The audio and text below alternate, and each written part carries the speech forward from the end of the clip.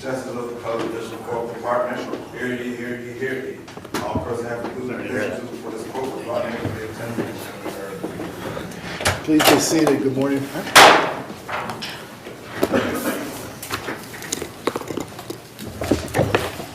First case on our calendar for oral argument this morning is number 38, People versus Malcolm Williams.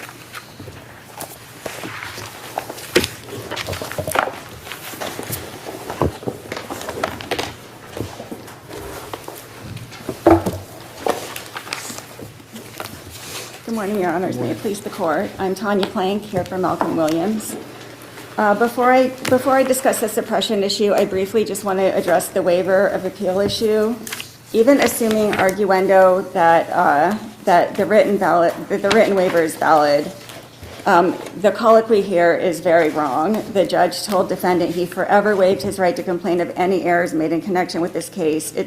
It's very overbroad under Thomas. He told defendant no claims survive the waiver. And I would argue that the written waiver cannot cure, so even assuming the written waiver is fine, the written waiver cannot cure such a faulty oral colloquy. If there are no questions on that, I'd like to turn to the suppression issue. Okay. Okay, under DeBoer, probable cause alone doesn't justify a warrantless search. It only justifies an arrest. So the trial court's finding that the search was valid because Officer Wilkes had probable cause is just wrong. In order to conduct a warrantless search, the search has to fall under one of the exceptions, and the exception most applicable here would be the search incident to an arrest. But under People v. Reed, as a search incident to arrest, this search was not legal because the officers did not intend to arrest the defendant until they could search him and find drugs, and that's made very clear by the MDT communications between the officers. Officer Wilkes told Officer Brodsky it would be good if we had something on him. We don't. Something to that effect, and then Officer Brodsky said, well, let's stop him for a traffic infraction then, which is what they stopped him for. Right, I would agree. I think everyone would agree that you can't justify a search based on what you find in the search. Right. What the issue appears to be is, did they have probable cause to search him in the first place? And there was evidence, Officer Wilkes had testified that he saw your client engage in 8 to 10, approach vehicles 8 to 10 times, reach into his waistband. He didn't see any money or glassing bags being exchanged, but he saw what appeared to be some transaction 8 to 10 times in a 10, 15-minute period. Right. In a drug-prone area right in front of Chester's, which is known for drug transactions. So yes, is not the issue, is that enough? The observation of 8 to 10 transactions, what appear to be transactions in such a period of time, is that more likely or not probable cause to believe that he's selling drugs? Well, first of all, I believe that under the case law, McRae, and the other case law, McRae says that the finding of money, the citing of money is all important because that raises what would otherwise be an exchange of whatever, business cards or something, into an actual sale. So I believe that the fact that he didn't see any money is very probative here, but also even assuming arguendo that he did have probable cause, under People v. Reed, that's not enough, because the search had to be incident to the arrest, and Reed says that even if because the officers there had probable cause to arrest the defendant in that case, it was a DWI case. If you're looking at People versus Nichols, the court indicated that under the totality of the circumstances, it equates with probable cause. And this case is more akin to People versus Nichols. Excuse me. The case here we're looking at is more akin to People versus Nichols, where the totality of the circumstances indicated here that Judge Lindley just went through the list of things that the officer observed, that all equated with probable cause. Right, but even assuming that there is probable cause under People v. Reed, it doesn't matter whether there was probable cause and that the issue is whether the search was incident to the arrest and whether the search took place before or after the arrest, and here the search took place before. I'm trying to understand that point. I'm not saying you're wrong, I'm just trying to understand for me. You're saying even if there's probable cause to arrest your client, yes, they can take him into custody. They can't search him and as they did, why can't they search him incident to arrest? There has to be an arrest. They have to arrest first. Okay. And then the search incident to arrest comes after the arrest. They can't just have, because otherwise they could just search anybody. But don't you need probable cause to search or to arrest? You're saying. You need probable cause you're saying- to arrest, sorry. Okay, you're saying you got to formally arrest them first and then search? Yes. You can't search and then arrest. Is there Right. I believe authority, that is there that authority reads- for that? I You have believe any- that Reed is very clear Reed? about that. That's exactly what Okay. happened under People v. Reed, which I All right. cited in the main brief and the reply I'll brief. have to take a look, thank you. Okay, if there are no further questions, then I'll rest. Thank Thank you. you.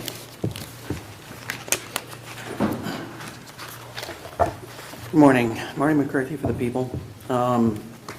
Just with respect to the waiver of appeal, the case law says that a defective waiver of appeal, either oral or written, can be cured by the other. And in this case, there was a valid written waiver of appeal in this case, even if the judge did misspeak about the contents, what that covered when he did his colloquy. Turning to the suppression issue, I'm glad Justice Curran isn't here because he's brought up this case before. It's People versus Sierra, and I actually neglected to cite it in my brief. I'd actually printed it out and had it on top of the briefs, and I was going to cite it, and somehow I missed it. It was 83 New York 2nd, 928. That is, in essence, the same fact pattern we had here. The scenario in that case was a open-air drug market in the tri-state area where cars from New Jersey had come into New York to buy drugs. He saw the officer who had the training and experience in narcotics trafficking had observed an individual walking to and from cars, left. They had probable cause in that scenario to arrest that individual. With respect to DeBoer, when you look at what's justified under DeBoer level 3, that is reasonable cause to believe that a crime is committed, not probable cause to arrest. And under DeBoer level 3, when you look at what the police justifications, what they're justified to do at level 3, they are justified to conduct a search under level 3. Level 3 would be a stop and frisk. Yes. But here, the court found level 4, probable cause. Yes, So well, we yeah, can't that's affirm in on level 3. In a scenario of probable cause, yeah, and you can definitely search under Right. level 4. What do you make of counsel's argument under People versus Reed, the 2014 case she cites in her brief, that the arrest has to come first before the search? That's how she reads Reed. Well, in essence, the arrest did come first. When you look at what happened here, they did arrest him. They took him off the bike. I mean, the court him in had handcuffs. and they put handcuffs on him. And then they searched. Yeah. So in that sense, you talk about, was that an arrest? I can't imagine the defense attorney wouldn't stand up here and say that wasn't an arrest. That wasn't an arrest. So based on that, there was a search after that arrest. So Okay. this was not the cart and horse scenario. Are there no other questions? Thank you. Case number 39 is People versus Lydell Dillard.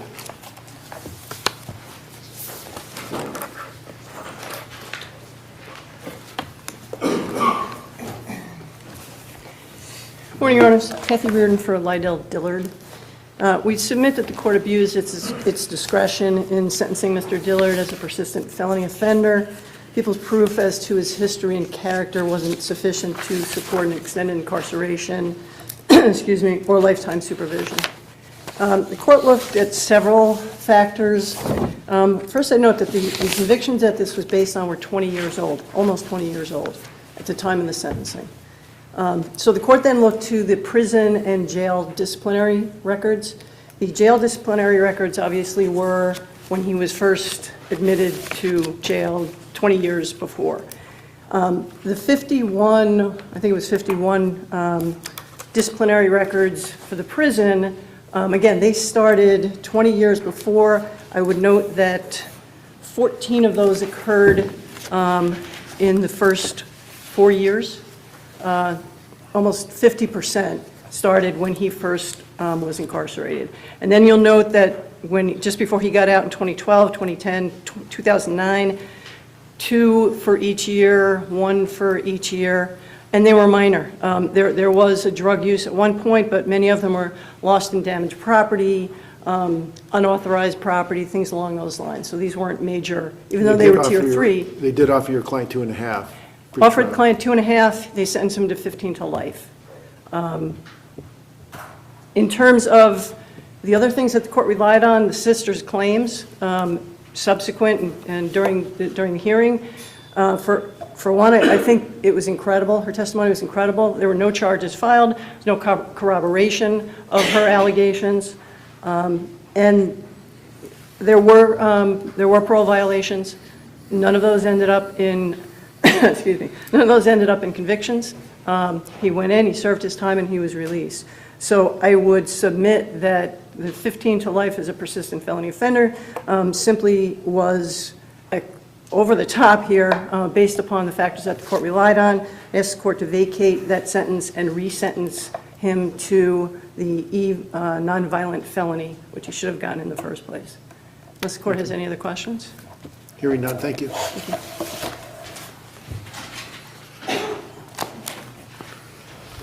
Morning, Your Honors. Marty McCarthy for the people. When the court looks at this case and looks at the other case that the court dealt with persistent Ellison, these are two very different individuals.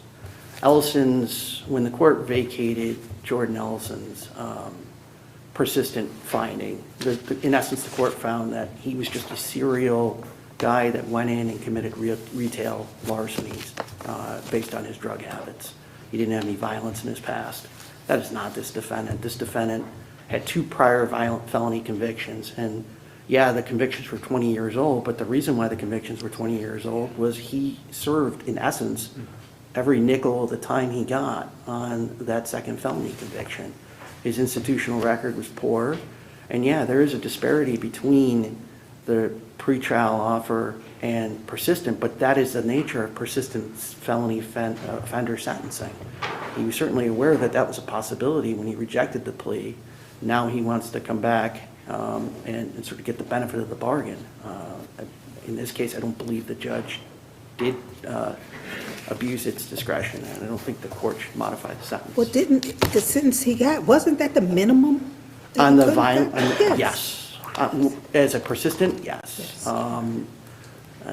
So in essence, like the court certainly could have given him 25 years to life.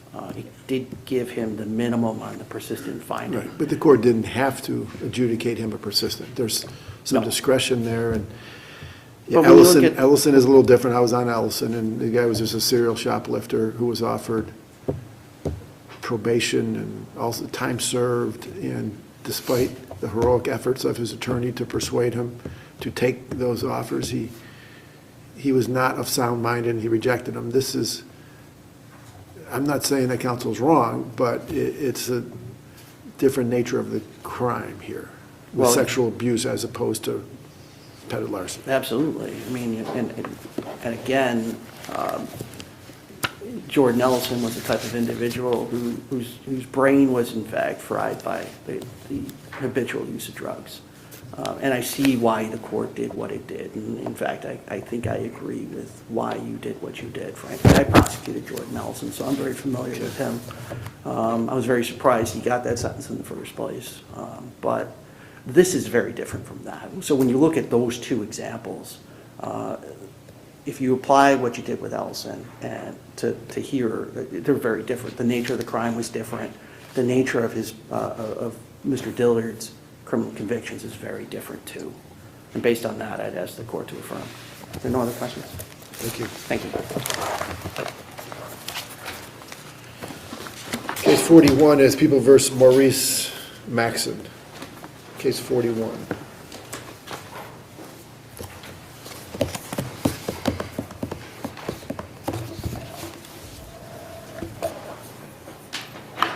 Good morning.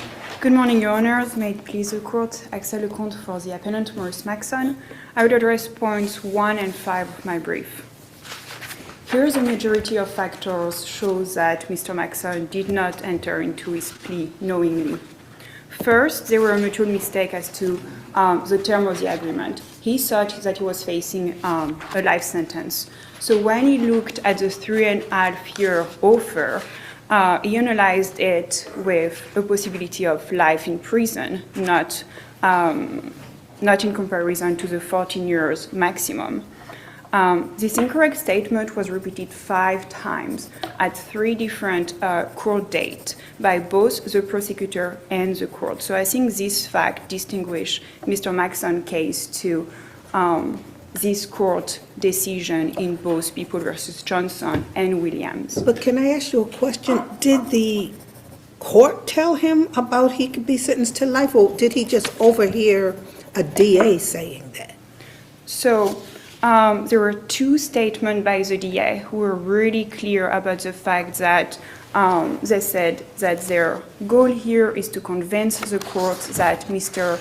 Maxon could be sentenced to life if he was convicted in this case. And the court did not exactly repeat it, but they say, the people said that you got exposure to persistent felony offender. I've given persistent felony offender to people before.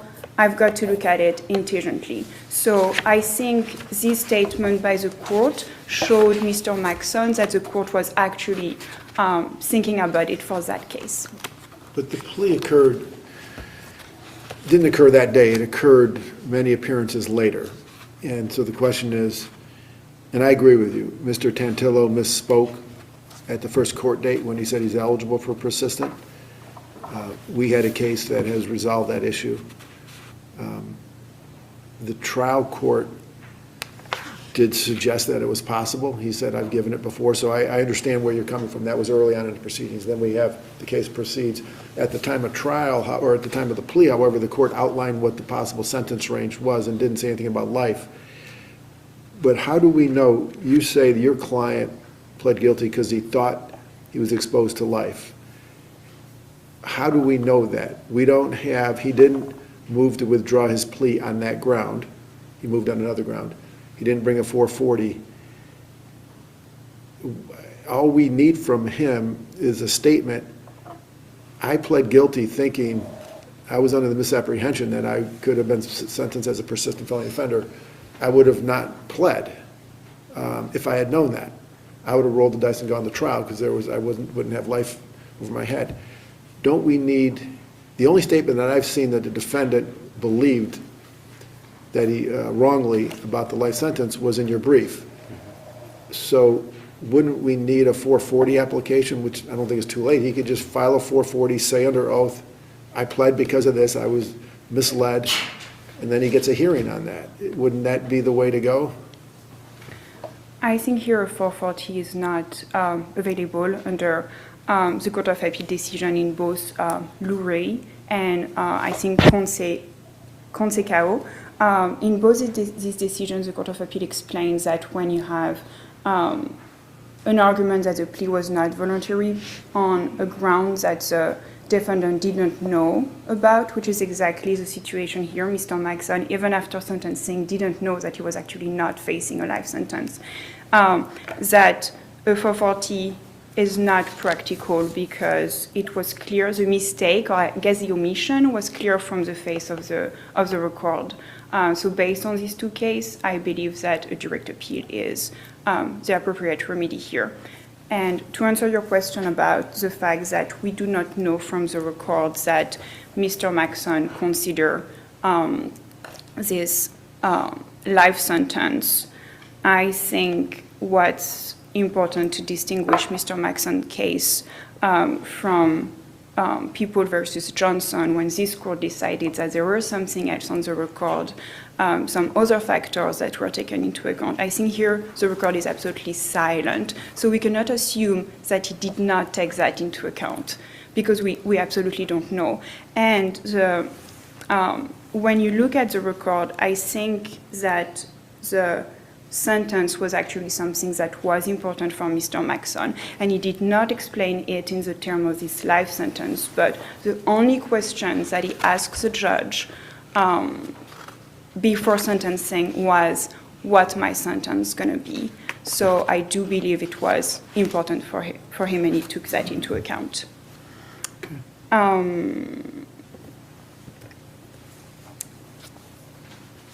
I'm sorry. So just very quickly on my point number 5 about the actual sentence. Yes. I think this court should reduce the sentence because the sentencing court based the sentence on a mental health disorder that Mr. Maxson is not diagnosed with. And that the only factors that the court took into consideration when they sentenced Mr. Maxson, they said that they believed he had like all the traits of the antisocial personality disorder. And they looked at Wikipedia. I think we all know that Wikipedia is not a resource that we can use confidently, I use it a especially lot to myself, sentence. but- I'm sorry? I look at it a lot too, not for any legal issues, but you may I proceed. No, do- we understand your point. Look, I look at it too, but not to sentence somebody. The problem for your client on the sentence is he pled, and then he's released, and then he immediately went out and started doing the same exact sales pending sentencing, and then got caught. So he got enhanced slightly on the first one, and then, so he would have been better off staying in custody. Again, the judge gave him a break, released him after he just pled, and he goes right back out and starts selling again, felony levels. That makes it harder for us to look in the interest of justice at reducing it. Not impossible, but those are tough facts for you. I understand your position. I think it does not obviate the fact that the sentencing court cannot take into account incorrect and inaccurate factors when they sentence a defendant, which is exactly what happened here, is not, and they say that by any criminal standard, Mr. Maxson should be locked up as long as possible, and they took into account his mental health disorder for that. So I think it was improper and could be reduced. If there is no further question, I will rest. Thank you very much. Thank you.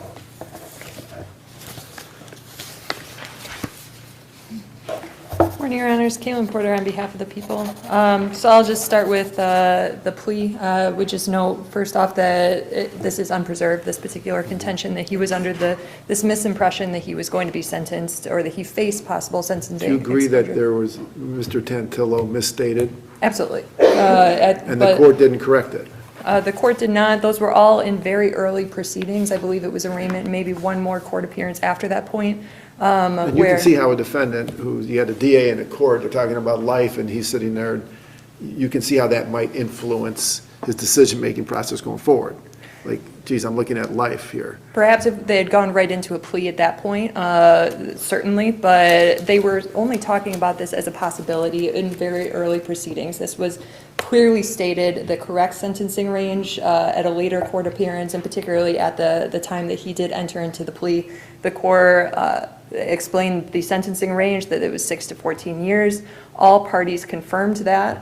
The defense attorney affirmatively stated, that is my understanding. The court has stated the correct sentencing range. And then after that point, defendant then asked for a break to speak with his attorney as well. So they spoke about that at length. I think there was a reference in the record that they spoke for an hour and a half. And then during the very extensive colloquy, the defendant confirmed numerous times that he understood the plea parameters, that he was satisfied with counsel's representation, that he had spoken with counsel about the plea. So I really don't think that there's any contention at that point that he was under any sort of misimpression at the time. Let's say that he entered. was. Is 440 relief available, or is that precluded, like counsel says, procedurally? Is it too late to file a 440 on this? Not too late to file a 440 necessarily, but if I had gotten this 440, I would point to this exact point in the record where the record does affirmatively belie this contention. So I do think But it's not procedurally barred. so it would be as long as he's not couching in an ineffective assistance of counsel claim. So if he were saying it as an ineffective assistance of counsel claim and that his counsel told him something differently, then that wouldn't be procedurally barred. But as for the plea and what's on the record, I do believe that would be a matter for direct appeal. And then just moving on to the sentence, I would refute any claim that the sentence was based on any mental health concerns. The comments that were made by the court were after the court had imposed sentence. This was an agreed-upon disposition. The defendant did pick up additional charges while he was out on his first set of charges after the plea. He did then negotiate a global disposition that faced a slight enhancement on that, as well as a plea on the additional charge to which he would get an aggregate 11-year sentence that was significantly less than he could have gotten. And any comments that the court made by the court after the court imposed that sentence, it doesn't appear that those comments went towards the sentence that was eventually imposed. So unless the court has any additional questions, I'll rely on my papers. Thank you. Thank you. Case 43, People versus Corey Moorhead.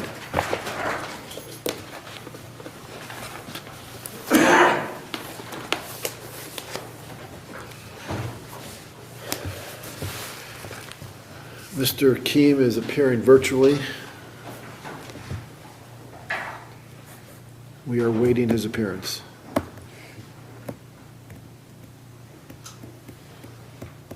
Mr. Keem, good morning. Good morning. May it please the court. Brad Keem for Mr. Moorhead. I'd like to start with the people's failure to prove penetration. In SK's direct testimony, she answered, "I don't know," 7 times to prosecutor questions. Repeatedly said she forgot or was not sure whether appellant's front part went into her front part, was not sure whether her clothes were off, whether the lights were on. I think the closest the prosecutor gets is during cross-examination. Defense counsel asks about grand jury testimony SK did not recall. It was a poor question, but it didn't establish penetration. On redirect, the prosecutor said, and SK reiterated she was not sure if appellant's front part went into her front part. It's acknowledged that at grand jury, she said that an incident like that occurred, but we assert that it was not sufficient to establish penetration. Let's go back to the redirect, because that seems to be the linchpin here. Yep. On page 436 of the trial transcript, you just referenced the question from the prosecutor is you said the defendant put his front part in your front part. Was it inside your front part? And the complainant, who was like 7, 8 years old at the time, says, "I'm not sure." You just related that testimony. I agree with you, that doesn't establish penetration. But then the next question, very next question, is a little more precise. The prosecutor says, when you talked about this earlier, and those questions that have been asked, I'm paraphrasing a little bit here, he said, you said that the defendant put his front part in your front part. There's an objection that was overruled. The answer was yes. So yes to, did the defendant put his front part in your front part? That's line 14. Then, so that's not as good for you. Then it gets a little bit better for you. On the next line, the question from the prosecutor was, "I'm sorry, I didn't hear you." The answer was, "I think so." And that's what we have for penetration. First, "I'm not sure," then yes, then "I think so," all on redirect. Correct. Is and that that- yes is and that yes is still a questionable. I didn't hear it potentially. I just don't. I think that's too nebulous, too ambiguous to say that there was penetration. Right. Could it be legally sufficient but not be on a reasonable doubt, weight of the evidence? It could, and I have a series of other issues in the weight of the evidence bucket. This disclosure was to the grandmother who repeatedly, SK admits, repeatedly told her that something happened to her and appellant did it. That's who she eventually discloses to. And that's how a false accusation is made. Also in that weight of the evidence bucket is that appellant's actions were not of a guilty person. He, despite knowing SK contracted gonorrhea, he attempts to gain custody of his son because he's concerned about sexual abuse in the house. He has no idea that, this gonorrhea is going to get eventually connected to him. No history of sexual deviancy. I think the brief lays that out as well. I think the DA relies on some other evidence too, some circumstantial evidence for penetration is there was gonorrhea transmitted. Doesn't have to be penetration, the expert said, but that's usually the way it's done. And more particularly, testimony from the complainant that during this transaction, she was screaming and in pain. Go ahead, I'm sorry. Which does, of course, suggest some penetration. The screaming testimony, as all of her testimony, though, was very hard to really credit, in that she said that the scream was in the middle of loud and quiet, and she forgot why she cried. She testifies that she forgot why she cried. So it just doesn't make a lot of sense, and perhaps that's in the weight argument as opposed to the sufficiency argument. But either way, I think that this is a really close case, which is why I also want to take a moment to talk about prosecutorial misconduct, because it's a close case. And I'm sorry, Justice Greenwood, did you have a question? Well, I was just going to say, Mr. Keem, isn't this why it's appropriate for the jury to consider these factors? That they're the ones present, they're the ones hearing this young child. And, you know, we talk about, there's a concept called developmentally appropriate questions. And you know, she's a 7-year-old being asked these questions that a 7-year-old really doesn't know the answer to. I mean, a 7-year-old probably doesn't know what penetration is. So the prosecutor is working with her, asking these questions. She gives an answer. Isn't it up to the jury? Isn't that why we submit it to the jury, for them to make that determination? Two things, Your Honor. When SK testified, she was in 4th grade. Fourth graders certainly know what front parts are. I have a 2nd grader who. Right, but how long after the incident did that? I understand that, but she's still testifying as a 4th grader. Okay. The other part of it is, and it's a little concerning, is this court sits as the 13th juror in a weight of the evidence review. I don't think, and I hope that you're not suggesting that the court would not. I'm not suggesting anything. I'm just asking you questions. Okay, and I suppose my answer is that I think this court does not just, follow what the jury says, that it sits as a 13th juror as part of its weight of the evidence review.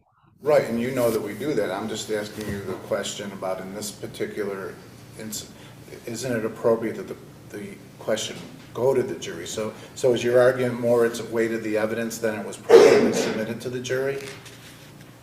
I am arguing in the alternative, both, Your Honor, and I would suggest that in a child sex case, one of the hardest cases that we have, that this court can sometimes be very important part of the review process because of things like, if I may talk about prosecutorial misconduct, this prosecutor referred to the defendant as a pig who sleeps with a lot of women.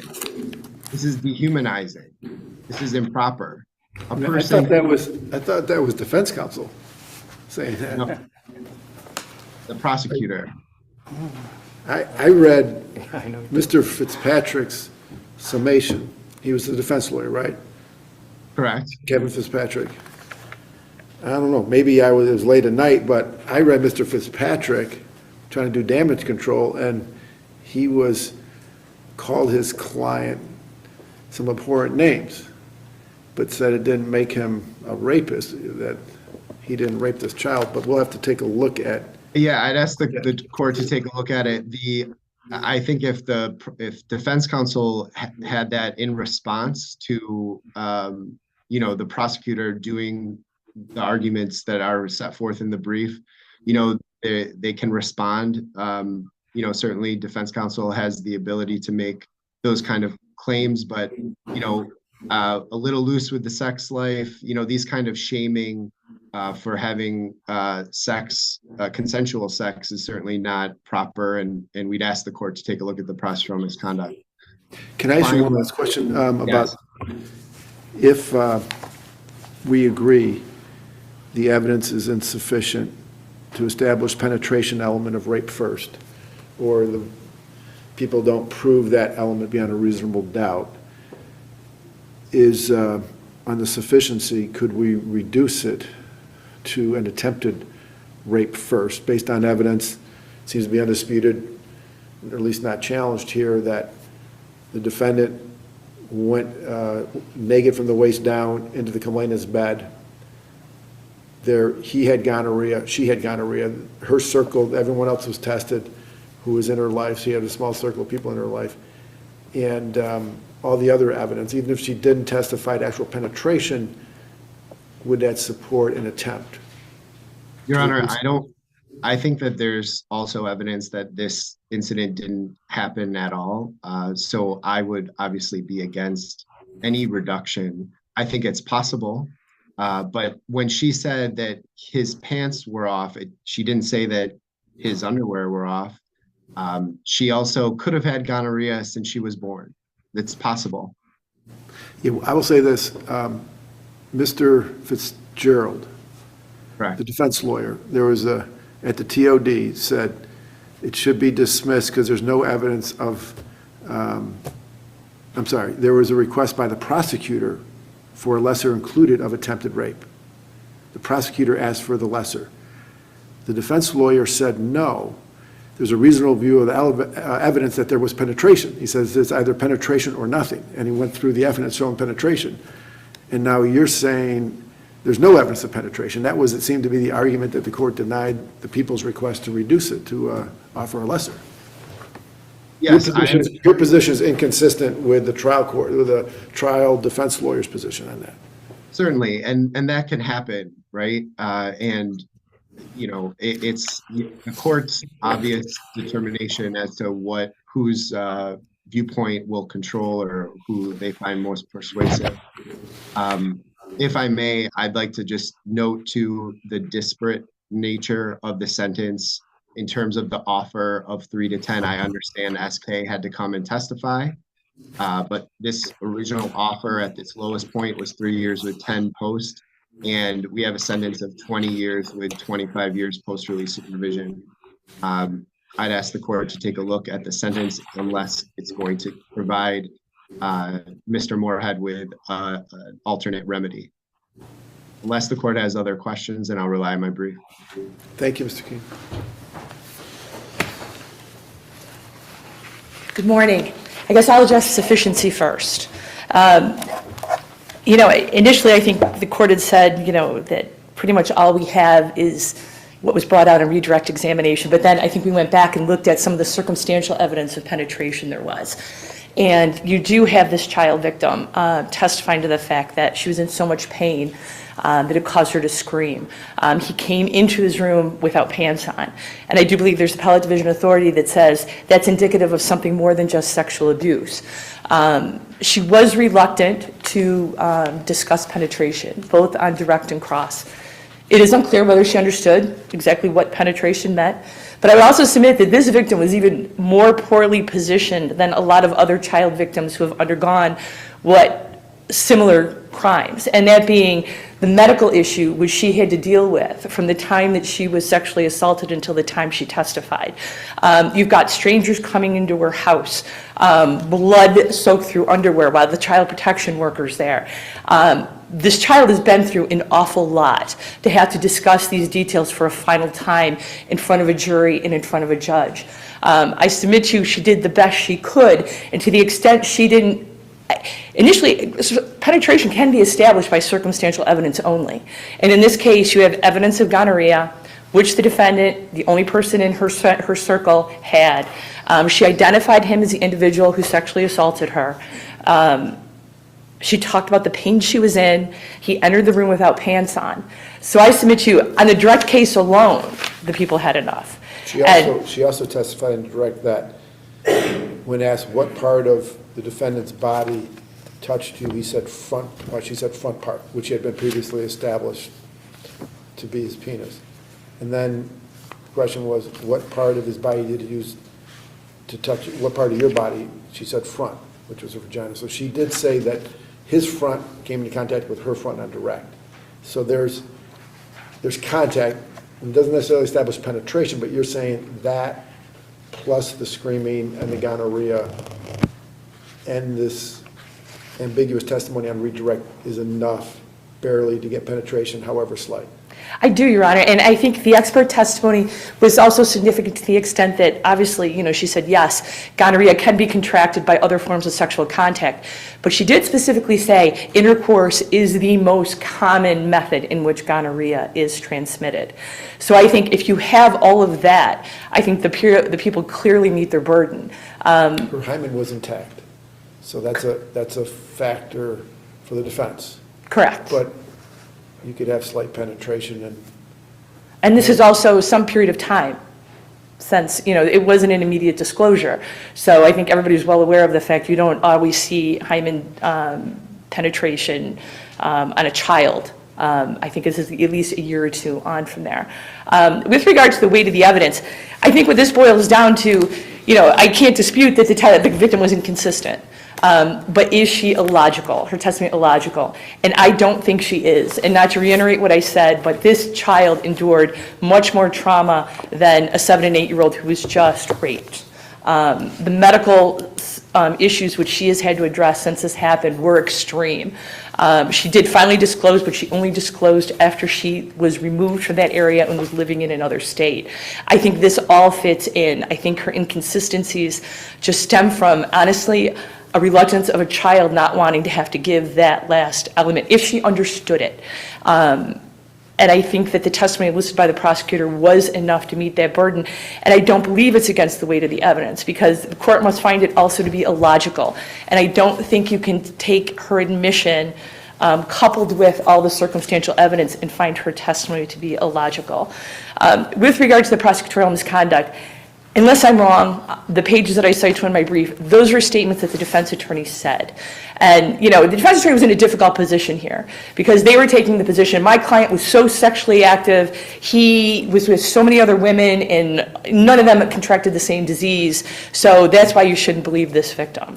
Was it, just to be clear, was the defense lawyer in summation that called his client a pig? And I cite to those pages in my brief. Yeah, those are the pages that I cite to in my brief. So, it was the defendant, and, because he knew the jury wasn't going to like his client. I mean, clearly. And, so I think he wanted to get that out there, that, this is not a likable guy, but if he had victimized her the way he had victimized other women, these other women would have had the same diagnosis that the victim had. But there's no evidence to support that that would have been necessary. So I don't believe, and above and beyond all that, none of that was objected to. None of the prosecutorial misconduct was objected to.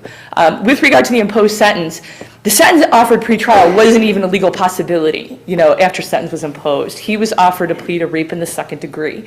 He did not plead guilty to that. He was convicted of rape in the 1st degree. He was sentenced, as a predicate at that point in time. And, given the lack of remorse, the lack of accountability, I don't think there's any view of this record to show that the sentence was in any way harsh or excessive. If the court wishes me to address anything with regard to the amendment of the indictment, I'd be willing to do so. Thank you, Your Honor. Thank you, counsel. Case number 45 is Essick versus Essick.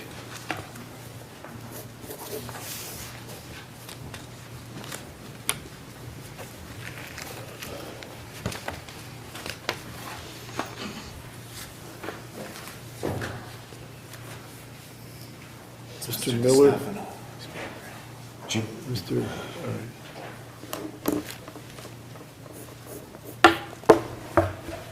May it please the court.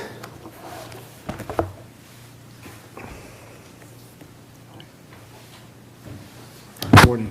Good morning. I guess I'll start first on default on the actual lawsuit first.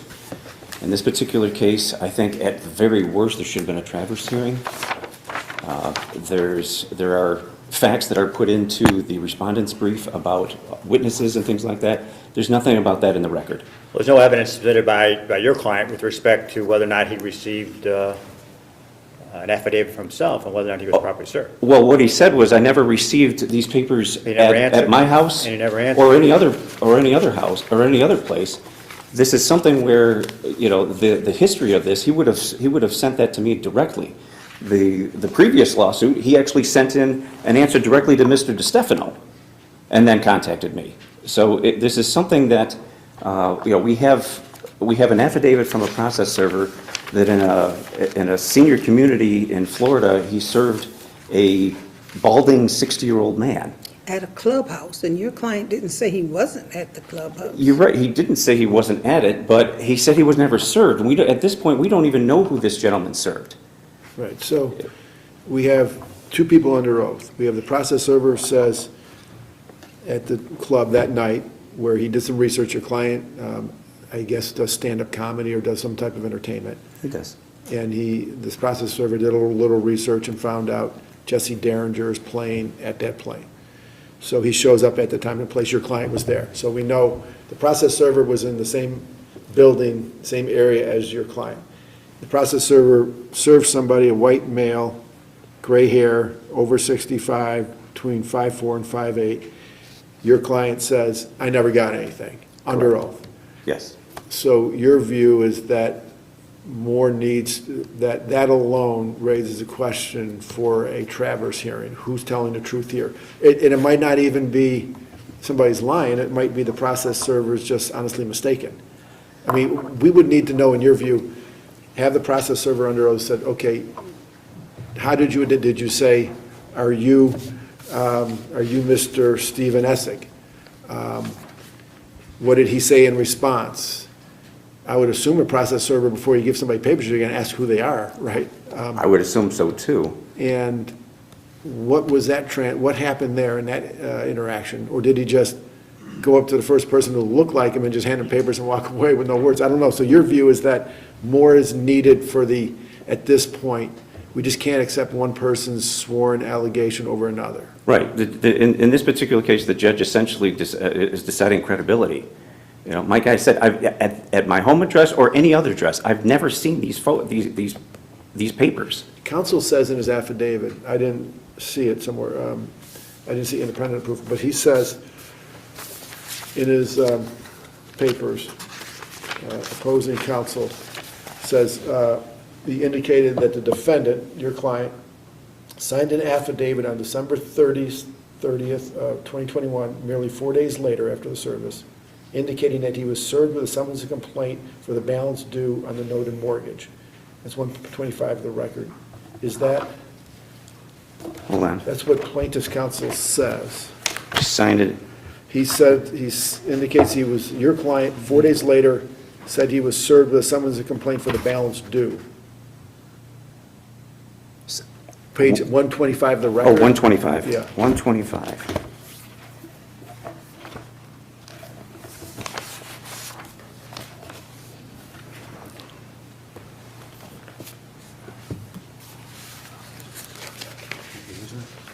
You can use it, go ahead.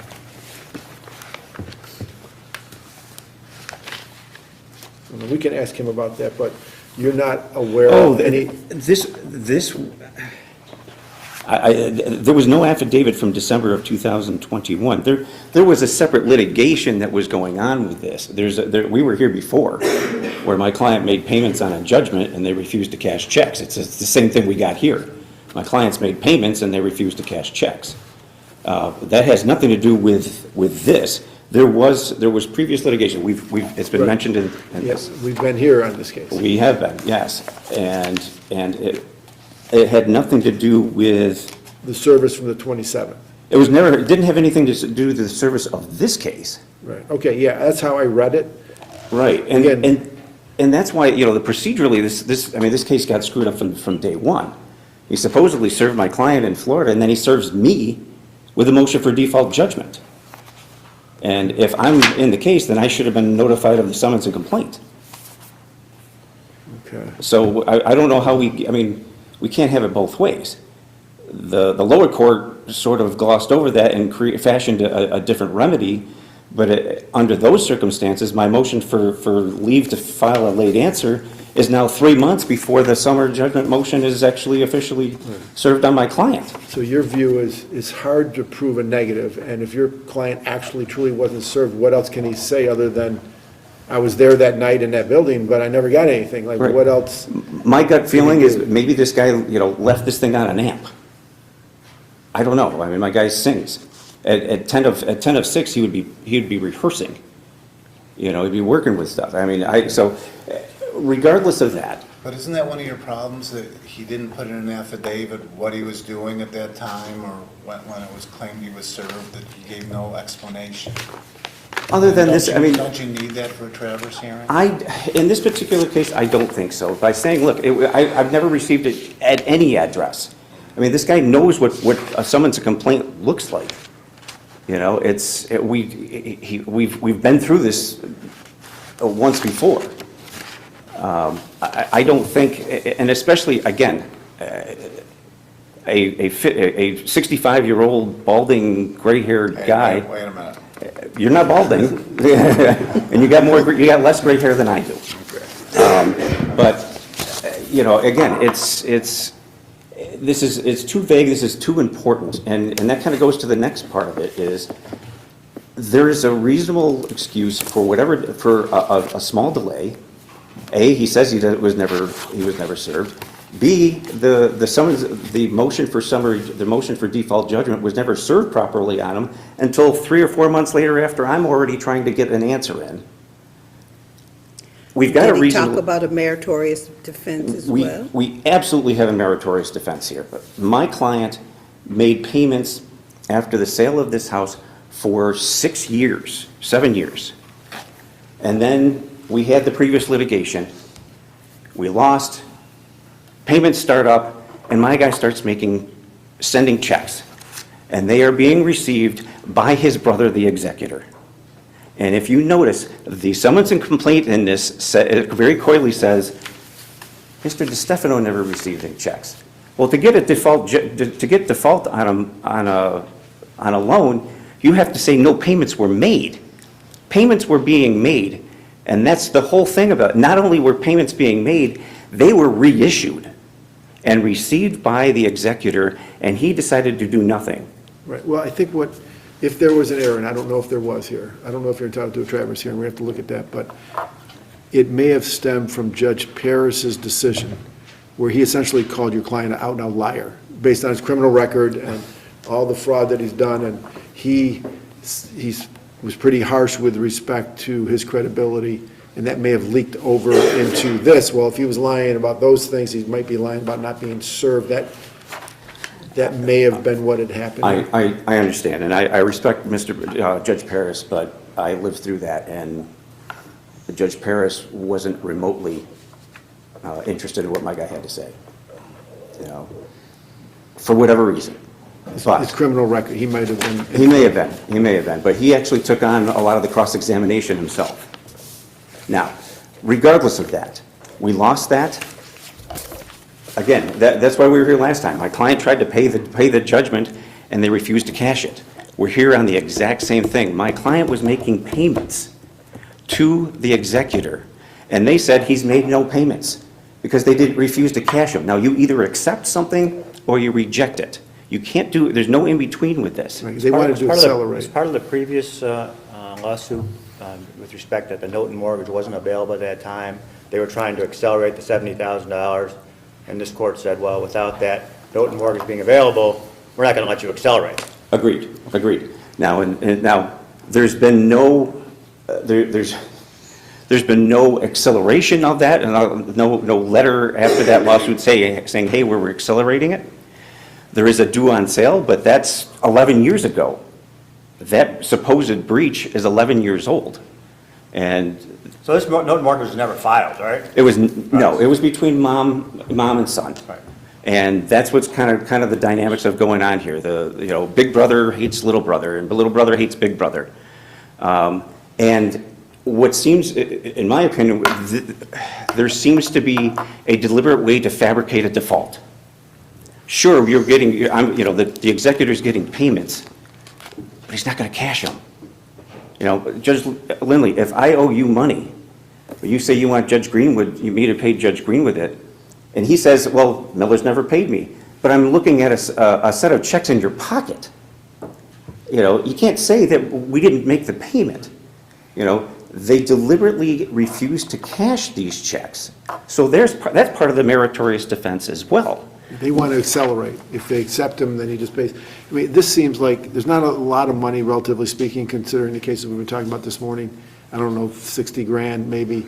they're probably paying you two for all these cases, probably exceeding that. It would seem as though this is eminently resolvable if both sides were to take a little haircut. We tried that, Your Honor. We tried to pay the original 15.8 and pay another 40, and they told us to stuff it. And because they also want attorney fees, and that's another appeal that's coming up. For this amount of work, they charge $23,000. And that's what my client has to pay for on that, and that's been approved. So we're going to be here on that as well. But as far as the meritorious defense, I don't know how many times we have to send checks. My client sent electronic checks. They were never cashed. They were signed for. So he sent paper checks. Again, we can't have this type of behavior. How much has been paid for? What do these checks amount to? Well, according to the first litigation, it was back on the schedule. So he was paying $513 every month. And overall, he had made, I don't know, again.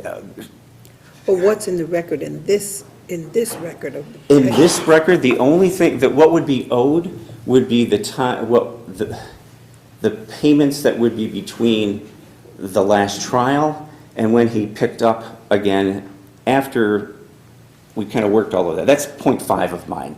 Again, my client didn't make payments because Judge Paris said there were no payments due. It's all due now. So your client didn't make payments? Well, he didn't make the payments once this court said, sorry, the trial court's wrong, and it's back on payments, my guy starts making payments again. They say it was to the wrong, they say it was to the wrong party. The lawyer said, please send him here, and he doesn't. So, and that's part of the fiction here, is that letter went out in October. There were payments that went out to his brother before that letter. okay. That they never cashed. And that, I guess I have found no authority saying that if you pay the principal, that the agent can say you didn't make payments. And that's what's going on here.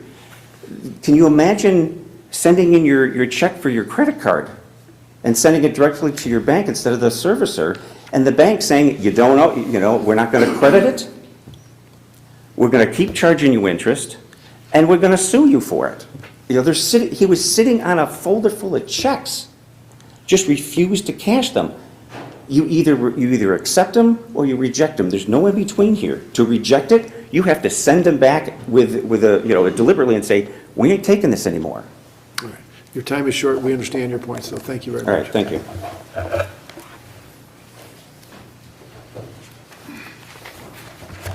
Good morning. We respectfully submit that the decision that Judge Antonacci, 18 pages of December of 2022, be affirmed. As far as the checks go, the first decision was reversed, and we had to revise the file judgment. And we listened, and Judge Antonacci specified exactly what the circumstances were. On October 15th of 2022, I filed the amended corrected judgment, and the same day I wrote a letter to his attorney and said, number one, we want the full amount of the $20,000. Number two, I don't want your client dealing with my client at all. Deal with me, send the money to me. In the meantime, the executor who was living in Boston, Massachusetts area, moved to Florida, so that in the interim period before October 15th, the defendant sent a check for $15,000 or whatever to my client in Massachusetts. It was stale. We didn't know anything about it. It finally was accepted and received. Then he wrote a second check, and on it he wrote the word mortgage. There was no mortgage because he had sold the property in the interim. This is all before my letter of October 15th. October 15th, I said, time out, send the checks to me, whatever it is, and I don't want your client dealing with me at all, with my client at all. In the meantime, between October 15th, nothing was sent to my office. We filed the motion for a default. in through the following year, the first 3 or 4 months, no checks were received. Then eventually checks were received by my office for the $513 or whatever it is. And on it, he wrote a piece of property that had nothing to do with our property. Forgot what the name of it was. And I sent the checks back to his lawyer and said, number one, there's a motion pending for a default. We're not going to accept it unless you agree that we can take it without prejudice to the default judgment, number one. And number two is have your client take this Wally Road stuff off the check because Wally Road has nothing to do with this. This has been a constant case of a convicted felon, forger, playing games throughout this whole matter. And I would respectfully submit that Judge Antonacci, who has been dealing with this case and specifically went through all the information in here, be affirmed, and that we allowed to have our default judgment. Can I ask you the Yes, same sir. question I asked counsel about your averment in the motion? You say, you indicate the defendant signed an affidavit on December 30th, 2021, merely 4 days after he was allegedly served at the club. And in that affidavit, the defendant said that he was served with a summons and complaint for the balance due on the noted mortgage. What do you mean by that? He signed an affidavit saying, I was in fact served 4 days earlier? No, or- no, he did not. And that's incorrect to the extent it's interpreted that way. Okay. He has not agreed to anything in that So regard. what did you mean by? He just said, What's the affidavit you're talking about there that he signed on December 30th? What were you referring to there? That 125 of the record. Yeah, 125 of the record. Maybe this could be all on me, I might be misinterpreting it, but I've read the record and it seems to suggest that that's what you referred to an affidavit he signed, which basically admits that he got it, which would be ballgame over, if you're right. no, he did not admit to anything. Okay. No, and I missed it. If I wrote that, it should not be interpreted accordingly. He denied he received everything. We knew he was going to be on stage that night, and so we provided all the information to the process server, what this guy looks like and the costumes and everything else. Couldn't you have had an affidavit, a further affidavit, not the affidavit of service, but another one Yes. saying, yeah, I saw him warming up and I went up to him and are you so-and-so? Yeah, here you go. This is about that, and that would strengthen your hand here. If we had another, had some. There's no question about it. Dealing with this convicted forger, there should have been additional information from the process server saying he was served at that club just before he went on stage at that public place. And I had the information about what he looked like and all the costumes and everything else. And Yes. video, like, don't some affidavits, they do video now. I mean, that would have been open and shut. So now we're left with just this one affidavit against another. How do we know for sure who's telling the truth? Or how do we know he wasn't mistaken, he gave it to the wrong guy? I don't know, but we'll take a look at it. Basically, because he specifically did not deny that he was at the club that night and was not served at that club. He just said he wasn't served anywhere. He wasn't served at his house, which has got nothing to do with this. And he said he wasn't served anywhere. And so the court said, look, if you had specific information, you were served there at the club that particular night, at that particular time, just before you're going on stage. Where is the information that you put in an affidavit that says no, He denying did, that he had an affidavit, specifically? and he said no. He did not specifically deny it, and that's what the court ruled on. All right, thank you.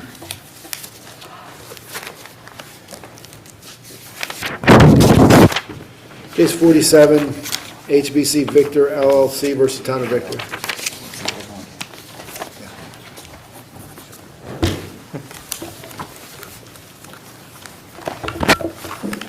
We are back for round two.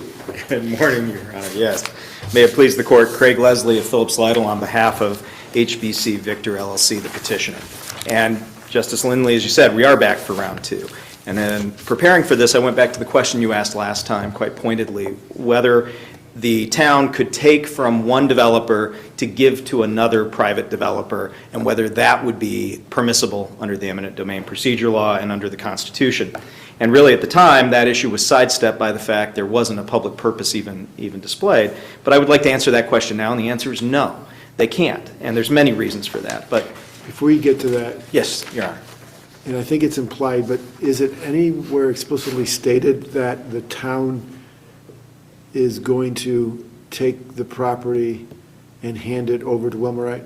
That was very clear from the hearing, Your Honor. Wilmerite stood up and said, we're going to take this property from you, town, we're going to lease it to a grocer, we're going to lease it to a retailer, and we're going to lease part of it to the town. Right, And I the agree. town supervisor said that as That's how I read well. it, but in the notice of the hearing, Right. the town didn't say it, and then their findings and determination, they didn't, it's like they're afraid to say it. I Right. think it's very clear that's what's going to happen. I don't think they're going to deny it this morning, but it seemed like they were reluctant to put it in writing for fear that it sounds bad. I think, Your Honor, record at 86 indicated the town admitting that it's been prompted by Wilmerite. The record at 502 through 504 demonstrates the primary purpose is to take it from us and give it to Wilmerite, so I think it is very clear in the record this time around. Just give it to That's- them for no Well, money? presumably, they're going to either, there's an agreement, which we haven't seen yet, we've made FOIL requests, et cetera. There is also, as we note in our papers, collateral litigation now involving our client versus Wilmerite for interfering with its property rights that has survived a motion to dismiss. But presumably, there's some agreement behind the scenes. The town has refused to produce documents pursuant to FOIL about any such agreement where Wilmerite is either going to pay the cost of the taking or is going to pay some additional amount to the town. We don't know because they haven't come clean with it. But your general legal argument is the town can't take it from one developer, take the store property, and give it to another developer to do the same exact thing. Essentially, yes, Your Honor, and Kelo sort of sets the stage for that, right? Kelo, moving to the constitutionality argument, which I think overlaps significantly. Kelo said, look, you can take private property from one entity and give it to another private entity, but only under certain circumstances. And those circumstances have to include, you have a comprehensive development plan, you have a redevelopment plan, you have a blighted property, and you're doing it because economic development is the reason and the rationale because of the blight and the underutilization. And we should be very suspicious if we have a taking that is predominantly for the benefit of another private entity, and there's only an incidental benefit to the public use or the public. And that is essentially what we have here, exactly what Kelo said you've got to be very cautious about. That wasn't the case in Kelo. In Kelo there would have been a state designation of a redevelopment area. There had been a long-standing, I think 20 years, 10 years long plan and process. That's not what we're dealing with here. We're dealing with a town saying, we are going to come in, we are going to take a store that is not blighted, there's never been any determination of blight, that the taxes are being paid on, that the current developer that owns it has made efforts, and the record shows it's continuing up to this very day, made efforts and is making efforts to re-tenant and redevelop that property for retail use. It is a retail property. And we are going to take that property, and we don't think you're going to do it fast enough or do it to our liking, so we're going to give it to another private developer and let them do the exact same thing you're trying to do. And that is, in the town's view, permissible. I liken it to the situation if you had a car dealership sitting next to a car wash owned by different entities. And that car dealer says to the town, I can operate that car dealership better. I can generate you more tax revenue. I'll employ more people. I think you should help me get that because he won't sell it to me. Under the town's formulation, that would be perfectly... Under that example, though, both of those businesses are thriving, right? You're just saying I can do it better. It really doesn't matter if it's thriving. Here, Lord & Taylor is gone. Lord & Taylor did close during the pandemic, and within 11 months, there was a condemnation proceeding. And the collateral litigation, as we've said, there's been a cloud of condemnation over this property ever since. So we have in the record the demonstrated course of dealings between Wilmerite and HBC, where Wilmerite said, let's do a joint venture. They couldn't agree on a price. Wilmerite said, well, we're negotiating with these other folks to lease this to a grocer and a retailer. If you want to take over those, here's the information. And we'll give you the lease in the form we have it. Oh, no, wait a minute, no, we won't, because now the town's going to condemn it for us instead, never mind. That is where you get into what Kelo warned against, the pretext, right? We're going to come up with some public benefit or public use that is incidental, but we're primarily going to benefit the private developer. And the record here shows that's the case. We're talking about Wilmerite coming in and saying, this needs to be taken because we don't have tenants in that wing. They're not going to go in that wing. We're not making as much rent. We can't generate as much sales tax. That's why you should take this. It's going to benefit us. We'll be able to lease to these new tenants that we have lined up. We'll be able to bring more tenants into our center. We'll be able to pay some more tax revenue. There'll be some more jobs. But basically, they're saying, you're going to help us keep this center thriving. You're going to benefit us, Wilmerite. What are we going to give you in return? We're going to give you 10,000 square feet for some indeterminate use in the future that you're going to lease from us. Not even that we're going to give to you or that you're going to keep. We're going to take possession of this property. We'll lease a small section of it, 10,000 square feet out of 94, back to the town. That's the public Is user it benefit. leasing or giving it, and isn't it for a community center? It was for some use, Justice Ogden. It wasn't clear. They said initially a jobs training center or a community center, and then the supervisor during the course of the hearing said, well, we don't really know what it'll be because the town board will vote on that later, but it'll be leased back to us for some use. It wasn't going to be a fee simple, at least in the way it was expressed at the public hearing, a fee simple transfer to the town.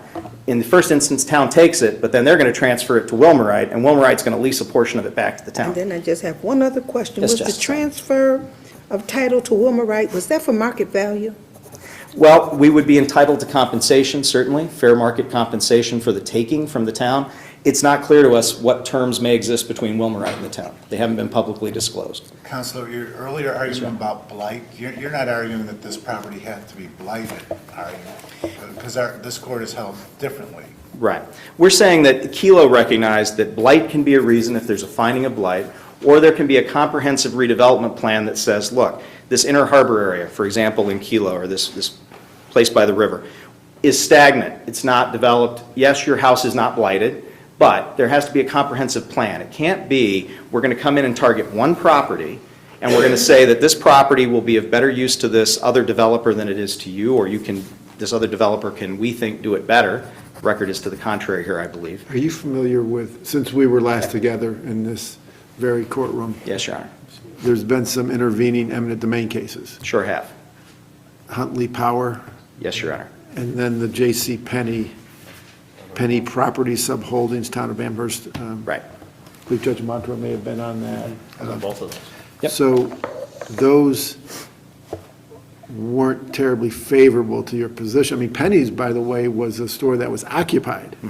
And this court, 5-0, said you could take Penny's store because occupied because it's for the betterment of the entire mall. Here we have an unoccupied anchor tenant. It's been unoccupied for a long time. So I could see your opponent saying the Fourth Department had no problem with the J.C. Penny taking by Amherst.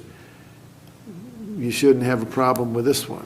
Yeah, and Your Honor, I think that the J.C. Penny case, our position is it is distinguishable. There were findings in that case about blight, underdevelopment, and stagnation of that whole area. There was also a comprehensive multi-phase plan that had been developed over the period of several years to redevelop that entire area. So it was more akin to sort of the Destiny USA precedes Kelo, but it was more akin to the idea of comprehensive plan. There's a block in the way of this comprehensive plan that is larger than just take this store that is currently operating as retail or had operated as retail from one developer and give it to another we like better. There was more to it in the Penny Properties case. So we think that is a distinguishable factor. Huntley's a little harder in the sense that I think, Justice Lindley, your dissent had it right.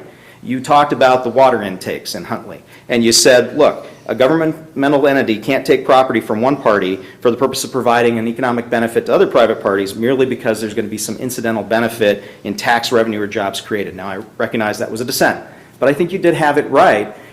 Maybe in that case, I can't Nobody speak to all the else on the panel efforts. saw it your way.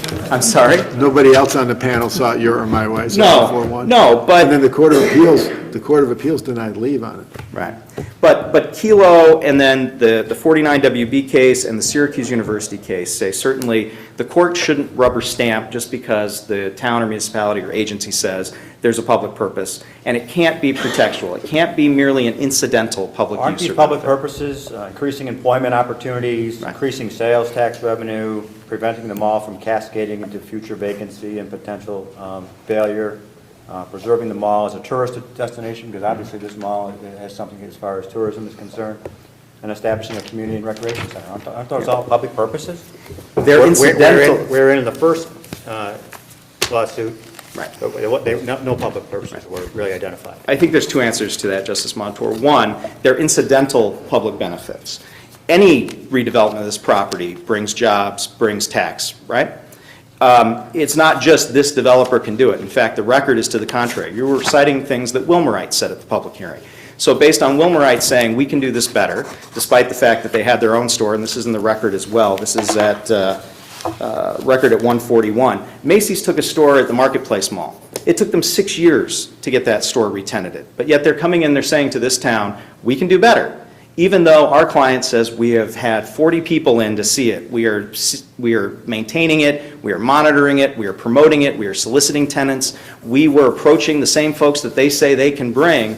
The cloud over this, because of what you're doing here, town, with Wilmerite, on terms that are behind the closed doors, are what is preventing it. So your public use or benefit is illusory in that sense. That's the 49 WB case that says, if you are already have a developer who's capable of doing these things and you want to just bring in your favorite developer, that doesn't fly. That's a pretext. The incidental benefit of jobs or the tax, yes, is there going to be a potential public benefit if that happens? Sure. But have you shown, town, have you got a record that actually demonstrates with data or support or a comprehensive plan that what you're proposing to do by taking it from developer A and giving it to developer B is going to achieve that goal? If not, that's illusory. That's a pretext. And that's what we're arguing here. We're not saying that the town hasn't identified some potential public benefit. The community center is a little bit trickier because, as I said, the supervisor says, well, we don't really know yet. We are thinking about business incubator. We're thinking about this. Business incubator drops out by the time the determinations and findings happen. But he says this is going to be subject to a vote of the town board at a later date. So we don't know if it's going to be a community center. We don't know if it's going to be anything at this point. Right, but if it's not. Right. I thought it was 11,000 square feet were set aside for the town use, for some as yet determined town use. Right. If the town does not make use of it for a municipal purpose, say, we'll change our mind, we're gonna do something else with it. Would not the property revert to your client? The taking has to be, the use has to be for the stated reasons. They can't change their minds later. So if they don't follow through with that municipal use for the 11,000 square feet, your client gets it back, right? Well, Your Honor, it's a bit of a gray area because in addition to saying we're going to put something in that lease space back to us, they have made the argument that there is an economic benefit to the public. And so what I expect the town would say, and it might be round 3 of this case, is that even though we're not going to locate there, there's still a public use or a public benefit in the sense that we're going to generate economics. In any event. So again, the Syracuse case, Syracuse University case, the 49 WB case, I think the record here supports the conclusion that it's not a reasoned determination that there's a predominantly public benefit. It's predominantly a private benefit with an incidental public benefit. It is the situation in Syracuse where you're taking something to benefit the private entity, in that case, that owns a steam generating plant. It's not generating a significant public benefit or a non-illusory public benefit. I'll just briefly on the secret issue, unless there's any other questions. The constitutional issues we've covered under Kelo, that you have to have some showing that demonstrates it's not a pretext, that it is a predominant public benefit. And in that case, it's the comprehensive plan, which doesn't exist here. This is a one-off, so to speak, with targeting this particular property. And I think on the secret side, the arguments are in the brief. I just want to stress that when you look at the secret argument they've made, they've said essentially it's not an action that requires a type 1 review because we're not creating new parking. We've discussed the case law where that's not the case. There are cases to the effect, and the secret handbook to the effect, that says that's not the test. You've got 500 parking spaces, you've got more than the 25,000 square feet, town less than 150,000 people. You got to classify it as a type 1 and figure that out. They didn't do the hard look. They've said essentially because it's still going to be retail, we don't have to do that. We've cited the cases again that say that's not the case, because if you think about it, just because it's still retail doesn't mean it's the same. Certainly it's not the same if you're bringing in a grocery store that has trucks bringing in food every day versus once a week or twice a week bringing in a rack of clothes. And it's not the same if you're having people come for a community center or job training or whatever it is. It changes. It changes what's there. And then, of course, you have the issues with respect to the historic properties that are in the area and substantially contiguous under the, again, the case law and the secret handbook. So 2 problems: 1, the taking itself, and the constitutional issue. 2, at a minimum, they didn't do the secret analysis that they had to do. They misclassified it and then didn't take the hard look. Thank you, Counsel. Thank you. Mr. Gooch?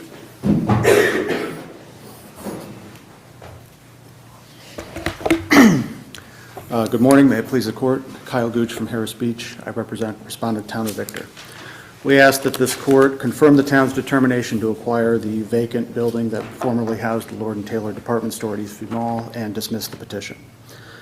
I'd like to start where council started by addressing what's changed since the court's last decision. When the town of Victor first decided to acquire this property in 2002, the record there was quite different. Admittedly, the town did not articulate the specific uses it was intending to make of the property. And so really just infinite choice there, and the court held that it couldn't evaluate the public purpose unless the town actually said what it was going to do. So we're here on a very different record, and we're not here to re-argue that decision. The record here now has a specific plan for what the town wants to do with the building. It's going to divide it into three pieces, and Wilmerite's going to re-tenant two of those pieces with specific tenants, a grocer and an international department store, and the town's going to reserve the third for municipal use. All right, so it's clear the town's going to transfer the property upon taking to Wilmerite. Yes, it's, Okay. Wilmerite has tenants lined up for two of those three pieces. Right, but the town then is the town going to sell it to Wilmerite? I don't know if the commercial details are in the record. I don't believe they are. But I think it was pretty clear at the public hearing that Wilmerite's going to take the property. Yeah, I agree with you. It was implied, it was just never stated explicitly, yeah, we're going to take it and give it to another private developer. Not that it's per se invalid to do that, but it seemed like there's a little reluctance, but you are stating that out loud now, how much they're going to get for it. Those are all issues to be resolved later. Right, and that's happened in the JCPenney case, happened in the Tonawanda case, happened in the Glen Cove case from the second department, and that's an interesting case, because that's a case where the owner of the property said, I want to do X with it, I want to develop it into this type of store, and the town said, the condemnor said, no, we want to take it, we want to do something else, a mixed use with restaurants and so forth. And even though the property owner had something that they wanted to do to redevelop it, the second department held that that was a permissible public use. Now, here on this record, you do have specific factual findings that the petitioner really doesn't deal with. They don't engage with the factual findings in this record that the town made. The town made a number of them that are supported by the public record. Now, council referenced that in JCPenney there were findings of underdevelopment and stagnation. Here the town made those same findings, that the property here has been economically underutilized and stagnant since Lord and Taylor closed 3 years ago. That this multi-year vacancy has had a detrimental effect on foot traffic, vacancy rates. Vacancy rates in that wing of the mall went from 2 vacancies in 2018, 16 vacancies by the end of 2022, and by the end of 2026, we could have 80% vacancy rate. That's in the public record. And this is because 80% in the wing that leads to that anchor tenant that's missing. And it's a big wing. The whole, Lord and Taylor was the primary anchor of an entire expansion wing of the mall. And there are co-tenancy provisions in those leases. And there's evidence in the record of tenants who are existing there do not want to renew their lease until they know what's going to happen to the property, until they have some assurance that that space is going to be used. And when you have 80% vacancy, which is a very real possibility here, if nothing happens, then the testimony in the record and the finding that the town made is that that's unrecoverable. And that is a major problem. It's a problem of public concern. So I'd like to address the car dealership example that was given by council. Now, that's an example where you don't have a matter of public concern. You don't have a public problem just because one company believes that they can operate a car dealership better than another. But here, I would, if you're in 2026 and you're looking down the Lord and Taylor expansion wing of Eastview Mall and you see 80% of the stores are vacant, hundreds of jobs lost, millions of dollars in tax revenue lost every year. That is a matter of public concern. That is something that the town can and should do something about. The council also mentioned blight. We don't have to make a finding of blight. And I'd submit to this court that we don't have to wait for it to get that bad. If we wait until there's a finding of blight, we don't have to wait until there's tumbleweeds rolling through Eastview Mall and that it's really that bad. The town can and should do something now proactively to try to prevent it from getting that bad. So with your example, that potentially 80% vacancy in that particular wing, would then increasing sales tax revenue, preventing the mall from cascading into future vacancy and potential failure, and preserving the mall as a tourist destination, are those, in your opinion, incidental benefits? No, they're legitimate public benefits. They're primary benefits of putting these new tenants in and completing this project. Those are not incidental benefits. Again, it's a major public problem if the key economic driver, the super regional shopping mall, that is the largest place of employment in the town, the largest driver of sales tax revenue in the town, if that is in existential trouble because 80% of one wing is vacant, and we can look around and see what happens at other malls when it's 80% vacant, then you have a dying mall. You have a very big problem. And it's a public concern when it's something that is a cornerstone of the community. Right, but they're arguing that you're not in any better position than they are to rent that space, and you haven't demonstrated in the record that you are.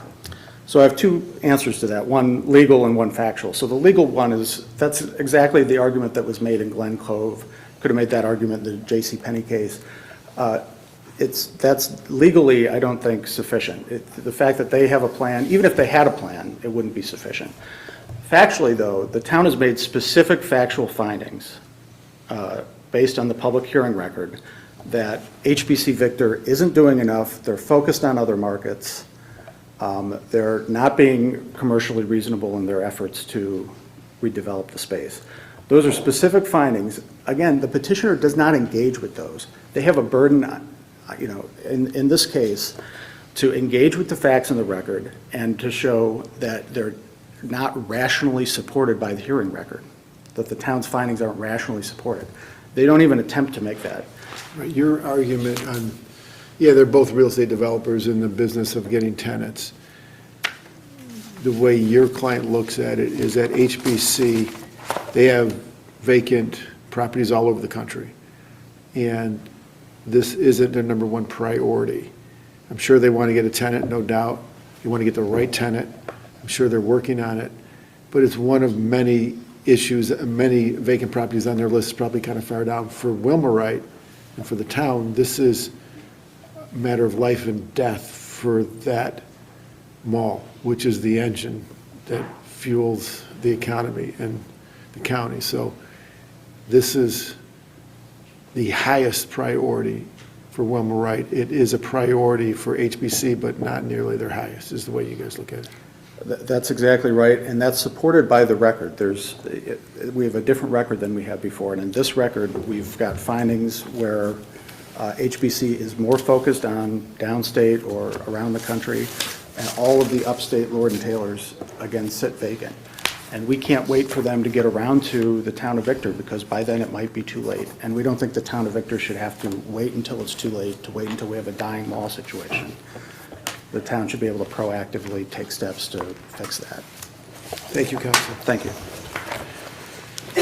Case 48, Consumer Beverages, Inc. versus Cavcon Development, LLC. Good morning, Your Honors. Good morning. You have a weird situation. My opponent was in a car accident this morning. Oh, geez. And decided to submit she's fine. Her colleague informed me of that this morning. I don't want to take advantage of that. So it could be very brief and just answer questions. Sure, that is acceptable. You are the respondent here, and you're looking for an affirmance. Yes, Your Honor. James Milbrand, may it please the court, of Barclay Denman representing Consumer Beverage. Yeah. I myself don't have any questions for you. I don't know if the panel members do. Hearing none, we will accept your brief on submission, and we appreciate your courtesies to opposing counsel. Thank you, Your Honor.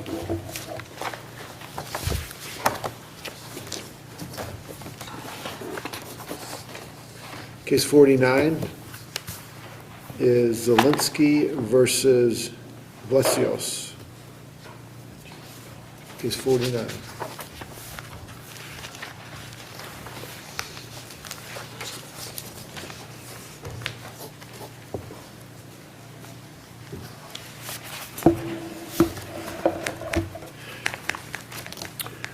Good morning, Your Honors. Please the court, John Collins on behalf of plaintiff appellant Sarah Zielinski. Contrary to the trial court's decision and the argument by Drs. Bloomberg and Rasmussen, those doctors are not entitled to summary judgment upon the ground that their partner George Blesios, MD, made the final decision to perform a Whipple procedure when he operated on plaintiff on January 27, one day after Drs. Bloomberg and Rasmussen had performed an exploratory laparotomy on the same patient. It's well established that where physicians participate jointly in decision-making or diagnosis, each incurs liability for negligence. Of course, the issue here is, seems to be proximate cause. Like, let's assume that Dr. Rasmussen and Dr. Bloomberg misdiagnosed. The way that the trial court looked at it and the way that the defendants look at it is that the decision to do this Whipple procedure was made independently by Dr. Blesios. And he alone decided whether this was necessary, regardless of whether there was a mixed diagnosis previously by his colleagues on the day before. Blesios is the expert in this. He's done the Whipple procedures 20 to 30 every year. The others don't do them. They deferred to his judgment.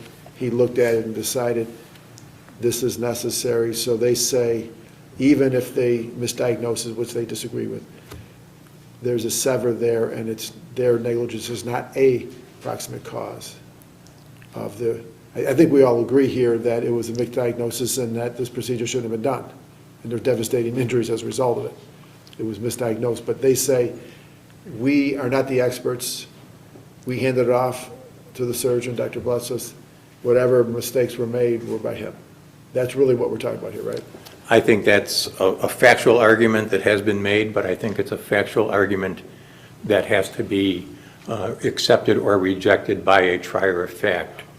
The reason being that I think the record evidence in this case would squarely support a finding that, in fact, the three doctors did participate jointly in the diagnosis of the existence of cancer, because during the course of the January 26 laparotomy, before any pathology was returned, Drs. Bloomberg and Rasmussen concluded that there was a tumor.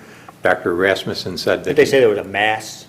Well, it was described as a mass. They concluded that it was, in fact, a tumor with spindle cells. And Dr. Rasmussen said that he absolutely believed that it was a cancerous tumor. And so that was their diagnosis that they conveyed to Dr. Blesios intraoperatively during the course of that procedure. And Dr. Blesios admitted that, yeah, that was part of the discussion and that the potential for a Whipple was part of the discussion.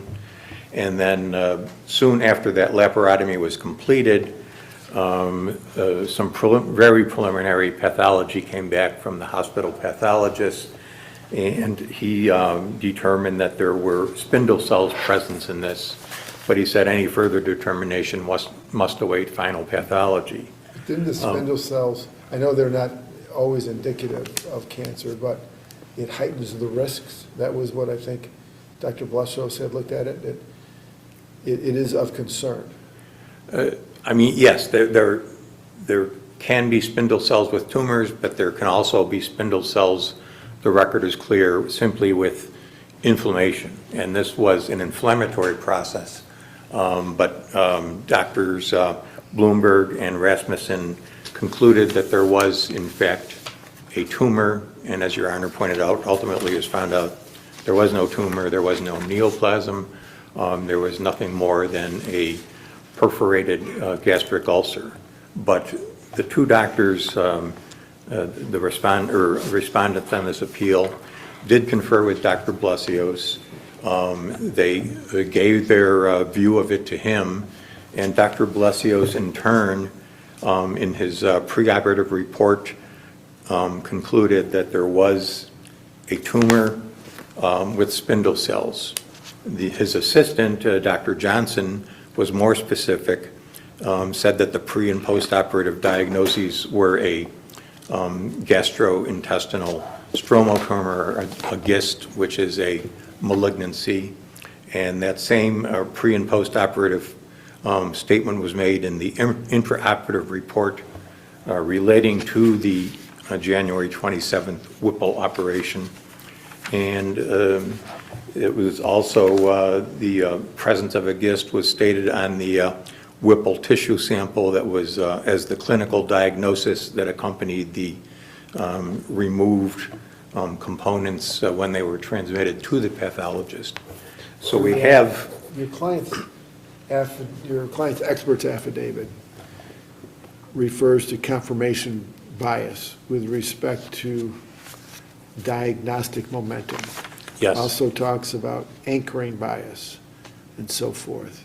These theories that sound very plausible, but are there, we know that a joint diagnosis, there can be liability there.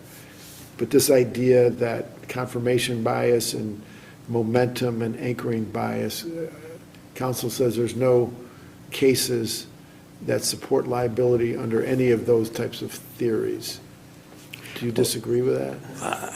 I disagree, because I think even if those terminologies aren't used, that they, fit and mesh entirely with the concept that where there is joint participation in a diagnosis or decision-making process, that each of the physicians or other medical professionals who participated in that can be, and will be found liable.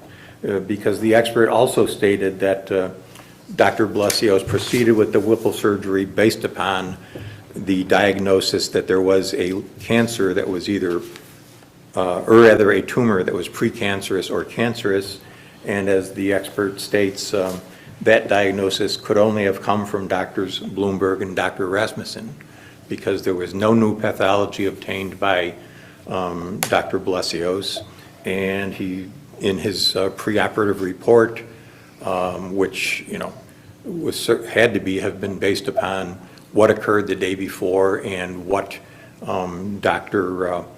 Bloomberg stated in his operative report, and he was the one who said, hey, there's a potential for a GIST tumor here based upon the mere presence of spindle cells, even though the pathologist had said no such thing. But that word potential was in the medical records, and counsel, I think, places a lot of emphasis on potential.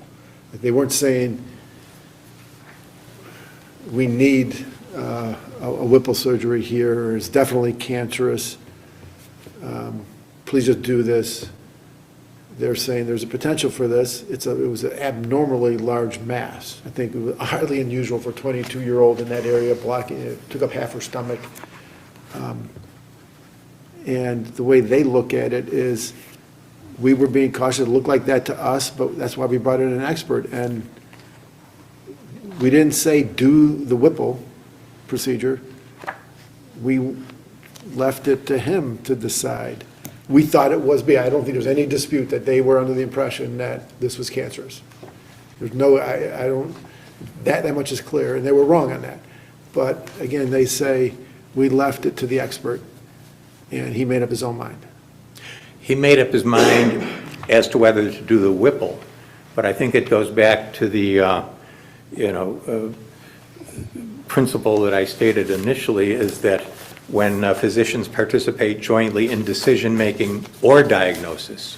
Now here, they did participate in the diagnosis that ultimately led Dr. Blasios to make that decision, but it's not, there doesn't have to be joint participation in both the decision-making and diagnosis. It can be one or the other, and Dr. Blasios here, I think clearly was influenced by, collaborated with his two partners in determining that there was a tumor. But for that tumor finding, there's no indication in the record that the radical Whipple surgery was called for, medically appropriate, or would have been done. And there was, I think, collaboration, even though the Whipple decision, the decision whether to perform that particular type of surgery was made by Dr. Blesios. It was preceded by a collaborative diagnosis of a tumor, and Well, he did not. procedurally, Blesios, the claims are going to trial, the cause of action against him are going to trial. He did not move, correct. So it's going to trial against him, and the practice, it's a joint practice because Rasmussen and Bloomberg were within the same practice. So plaintiff's going to trial on this theory of mixed diagnosis and the malpractice of doing this procedure, taking out all of her stomach that was unnecessarily so. Why are we here on these other two doctors? I mean, don't you have the main actor in the practice at going to trial? Well, I don't think it's just, a fruitless and pointless argument or, appellate position, because I think that if they did jointly participate in the diagnosis with Dr. Blesios, which I think is, if not clear on the record, it's supported by the record and appropriate for factual determination by a jury, that if they, as, we argue, did participate in that misdiagnosis, then they can appropriately be kept in and should be kept in as defendants. You're worried about Blesios pointing the finger at them come trial, sounds like. I mean, that's certainly a possibility, but I think independent of that, if a physician did something wrong, should properly be, kept in at trial so that medical malpractice can be established and an appropriate apportionment of liability, taking into account all of the players, be made by the finder of fact, which kind of leads to my, yes. Aren't you making the argument that it was really Dr. Blesios who didn't perform a test or whatever to determine whether it was cancer? And the other physicians, who were the referring physicians, this court has previously held that their liability ceases if they refer the case to a subsequent expert. Isn't there holding in revere? Well, I don't think that principle applies here, because there was not simply a referral, but there was a collaborative diagnosis among three partners, all of whom concluded that there was a tumor when it's, now acknowledged by all that there was no tumor. But independent of that, and it kind of leads to the second argument I wanted to make, which is that even if Drs. Bloomberg and Rasmussen had not jointly participated in making the diagnosis that prompted Dr. Blesios to perform the unnecessary Whipple surgery, another principle here, applicable here, is that a physician who commits malpractice cannot escape liability merely by showing that a subsequent treating physician to whom the plaintiff was referred was also negligent. Specifically, a physician's independent diagnostic failures preceding another care provider's own negligent diagnostic failures will support the imposition of liability if those failures diminish plaintiff's chance of a better outcome. And here, if the Drs. Bloomberg and Rasmussen had not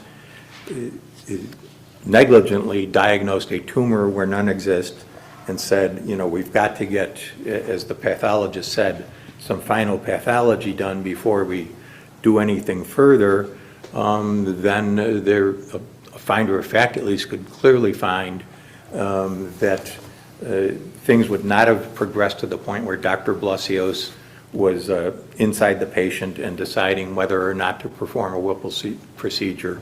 And therefore, the jury could find that misdiagnosis by Drs. Bloomberg and Rasmussen diminished plaintiff's chance for a better outcome, regardless of whether they're found to have, jointly collaborated with Dr. Blasios on the finding that there was a tumor and likely a cancerous GIST tumor. All right, thank you. I understand, Judge. Appreciate it.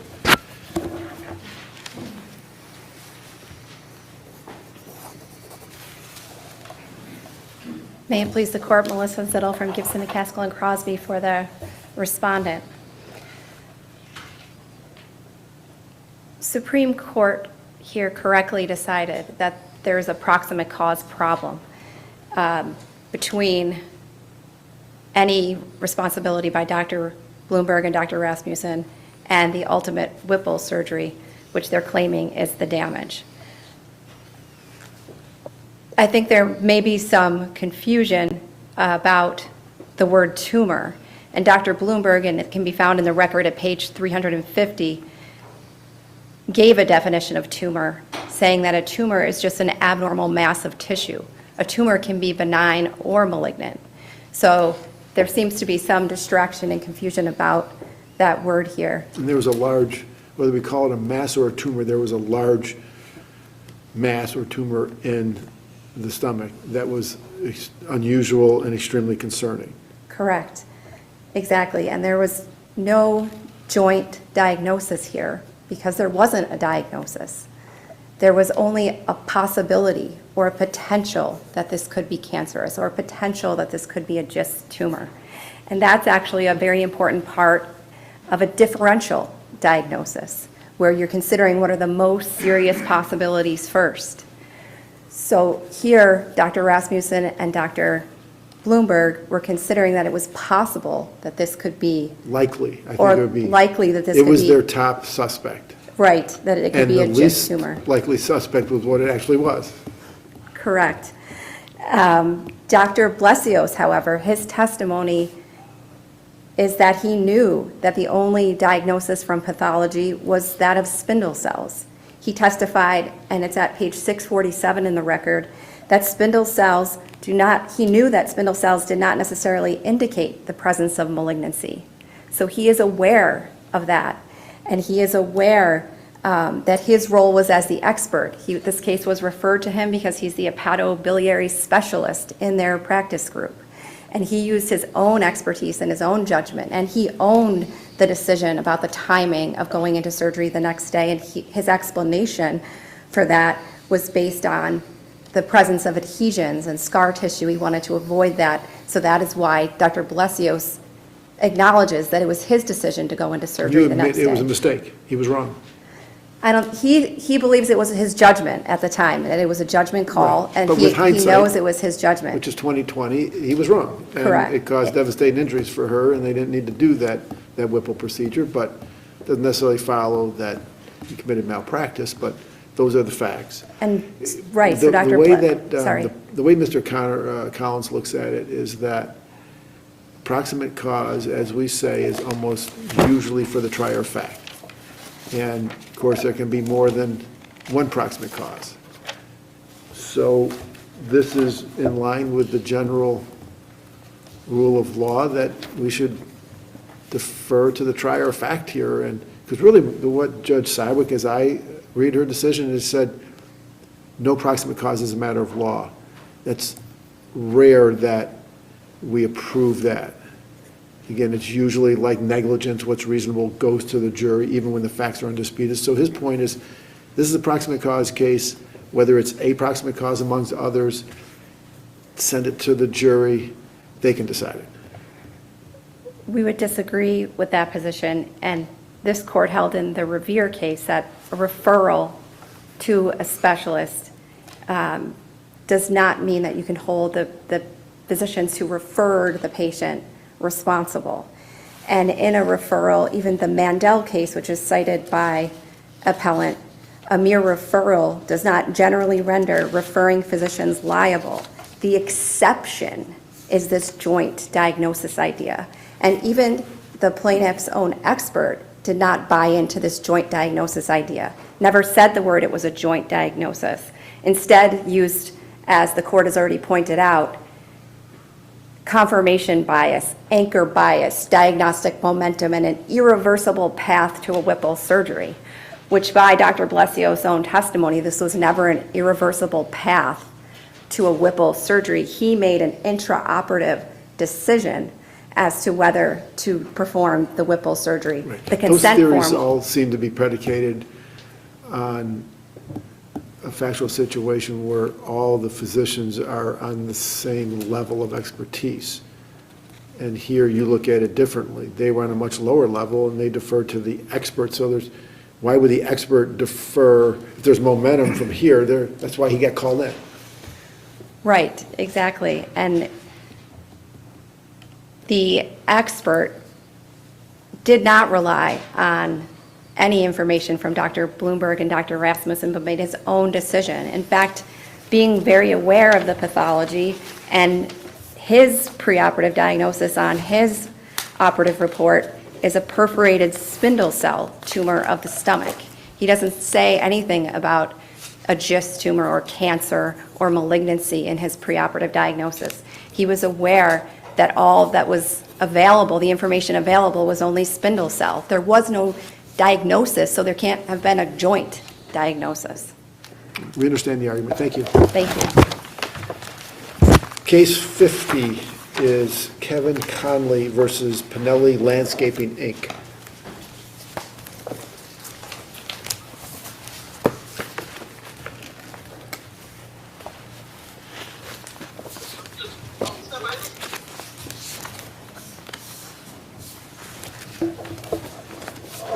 Good morning, counsel. Good morning, Your Honors. May it please the court, Ed Markarian for the plaintiff. Your Honors, this is the case where the plaintiff tripped over the down position ramp at the rear of a parked landscaping rig. The jury answered verdict sheet question 1 to indicate that there was no dangerous condition, but the jury could not properly assess whether there was a dangerous condition because evidence was precluded at trial, instructions were given that were prejudicial that went to the heart of whether there was an unsafe condition.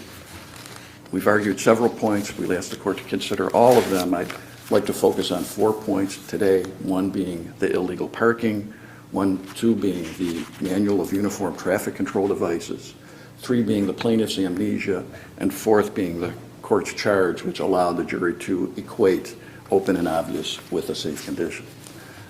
With respect to the illegal parking, Your Honor, parking statutes exist for safety reasons.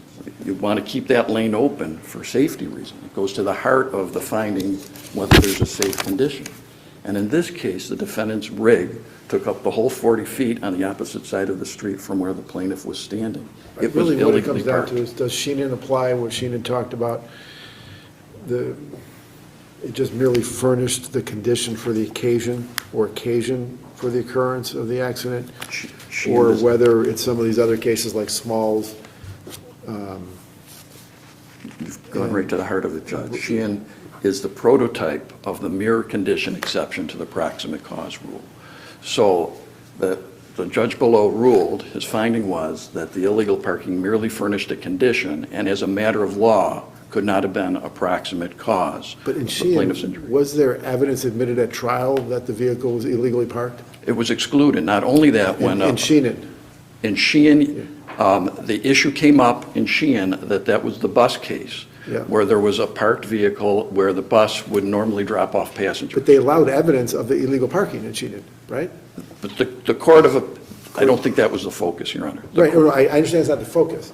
The Yes. focus was, it doesn't matter. It doesn't matter in But the Sheehan. fact remained that the jury heard evidence of the illegal parking. That's true. Here. They didn't hear anything They about it. refused, the court refused to allow evidence that it was parked on the north side of the road, which is Correct. contrary to law. So Sheenan, at least Sheenan, I know the Court of Appeals said it doesn't matter, but the jury heard the evidence there. That's true, Judge. Should have heard it here. But even more importantly in Sheehan, Your Honors, that was a brake failure case. The bus, any vehicle could have been where the bus was. The car rear-ended it because of brake failure. That was just a happenstance that the bus was where it was. There's no happenstance here. The illegally parked rig here created the dangerous condition. It narrowed the road to one lane. The plaintiff has to be mindful of the car approaching. She's slowing down. He's got to navigate that concern in getting around the rig. He couldn't take the direct path to safety. He had to be mindful of the approaching car. He's angling to the right. The ramp is descended down, it matches the color of the pavement, and he trips. How does this compare to the Mr. Frosty case? It was like Farrer versus Harris, I believe, the Court of Appeals, with a Mr. Frosty parked on one side and the kid's going across. How does this? All related. That says it's a question of fact, how the confluence of facts where the illegal parking was a factor. The Court of Appeals in the Hain case, Your Honor, developed a 2-point test for determining if the mere condition exception applies. It applies, number one, if there's a superseding cause. There's no superseding cause here. It applies, number two, if the location was merely fortuitous and did not put into motion a chain of an event that contributed or was not a factor at all in the accident. None of that applies here. The chain of events was put into play by the illegal parking. That's what created the dangerous condition. They suggest that the cases that you're talking about involve mainly people getting struck by cars. Correct. And this was not that. This was, if the woman who slowed down hit him, then they say, okay, it's on all fours. But this car stopped and your client didn't get hit by a car and something else happened. So they say your reliance on all those car striking cases are an opposite. Well, Your Honor, that was an alternative rationale from the court below. You mentioned already the Alexander case and the Smalls case. Those were both trip and fall cases, not being hit by the car. And I would ask the court, just from a logical standpoint, to say that if the plaintiff was hit by the approaching car here, there is liability, but to say that he's trying to avoid the approaching car and trips over the illegal parked vehicle, there's no liability. The danger is the same. The illegal parking created the danger. Whether he's hit by the car or he's trying to avoid the car, the problem arose from the illegal parking. So there's a question of fact on proximate cause. And couldn't it have happened, he tripped, apparently the gate was black. The gate was gray colored to match the color of the pavement. That matched Yes. the asphalt. I mean, couldn't this have happened even if the truck was parked on the right side of the road in front of the house and had really nothing to do with being parked on the wrong side, these types of things? He didn't see it because of the color blend. And he tripped and fell. So how does the wrong side, it doesn't seem to matter. I guess your argument is that his path would have been different if that car hadn't been coming? The risk is that you've narrowed the road. The oncoming car, if that illegally parked rig hadn't been there, she could have just steered wide of the plaintiff. He's standing in the road next to his car. And she's slowing down. Now he has to react to her and compress time and space. So it was a factor, at least it was a question of fact whether it was a factor in contributing to the dangerous condition. The road should not have been narrowed. That's why the parking ordinance exists. It's a safety ordinance. The violation created the dangerous condition that contributed to this accident. At least it's a proximate cause question, as you pointed out, Your Honor. The mere condition test, that takes away the proximate cause, which is almost always a jury question and should have been a jury question here. The jury needed to hear about this so that it could properly analyze whether there was an unsafe condition. The second point, Your Honors, is the MUTCD point. That's the Manual of Uniform Traffic Control Devices. The court below ruled that even though there was an offer of proof and the plaintiff's expert testified that under the MUTCD there should have been safety cones placed, there were safety cones on the truck. They just weren't placed. One should have been placed approximately close to where the plaintiff fell. The court said that the MUTC doesn't apply unless it's a major highway. Right, and that seems to be blatantly wrong under VNT 1680 sub 9. It applies Correct. to any street, highway, bicycle path open to public traffic. I think the court was wrong on that, but what it then resolves to is you were relying on Part 6 of Yes, the Your Honor. federal manual. Yes. And the way they read it is that only applies if there's work construction going on, like road construction. Yes. This was not that, so they say that the cone regulation doesn't even apply in this situation for that reason, alternate reason. We disagree with that, Your Why Honor, is that? because when you read Section 6, it says it's essential that you comply with temporary traffic control devices where there's road construction or maintenance. It doesn't say that's the only time that it applies. In fact, it talks about if there's any impediment to the flow of traffic. But you let an expert testify about the cones anyway, correct? About the industry standards? But there's a fundamental difference between practice and experience, and this is a mandated requirement. So he did put in that testimony. It's just far inferior to what should have been received. The jury should have known there was a violation of a national statutorily adopted standard. And the illustrations depict what we have here. There's Section 6 talks about mowing operations. The expert says he goes to all the seminars every time nationwide. They're instructed. The MUTCD applies for landscaping, parking. And then, as we noted in our reply brief, Your Honors, there's the Technical Assistance Program publication that was put out. That's an agency that New York State manages. And they issued a publication that's explicit that Section 6 of the MUTCD applies to privately owned landscaping businesses when they park their vehicles. So we submit that the expert's analysis was correct, and the jury also should have heard about the MUTCD violation.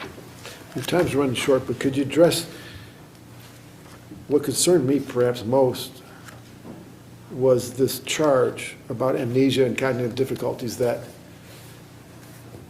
seems, when I read it, it led me to believe, and I'm sure the jury, to believe that he had these cognitive difficulties before he fell. And the jury, anyone hearing that would be, well, he tripped and fell because he's got some issues, like mental issues. And when in fact, according to you, you would have had expert proof to say, no, he was fine until he tripped, and now that's how he has a cognitive difficulty. The world of difference seems kind of prejudicial the way it was charged, that stipulation. You want to talk about that? Yes, thank you, Judge. The court, as you know from the prior appeal, originally the court ruled that the plaintiff could put in medical evidence to explain his amnesia so that he wouldn't be punished for his inability to remember. And that was a carve-out. There was a bifurcation order, and Justice Nemoyer noted at the prior argument, well, at least on the amnesia, you're going to be able to present your medical evidence. That goes back for that. Plaintiff discloses their medical doctors on that point. The court reiterates its ruling, and then on the eve of trial changes its mind. It says it's going to give an instruction and said, instead, plaintiff vigorously objected. The instruction had three components. Number one, it said it's irrelevant as to why the plaintiff has a memory deficit. Number two, it said draw no adverse inference from his inability to recall. Doesn't say anything about his cognitive ability or his ability to perceive.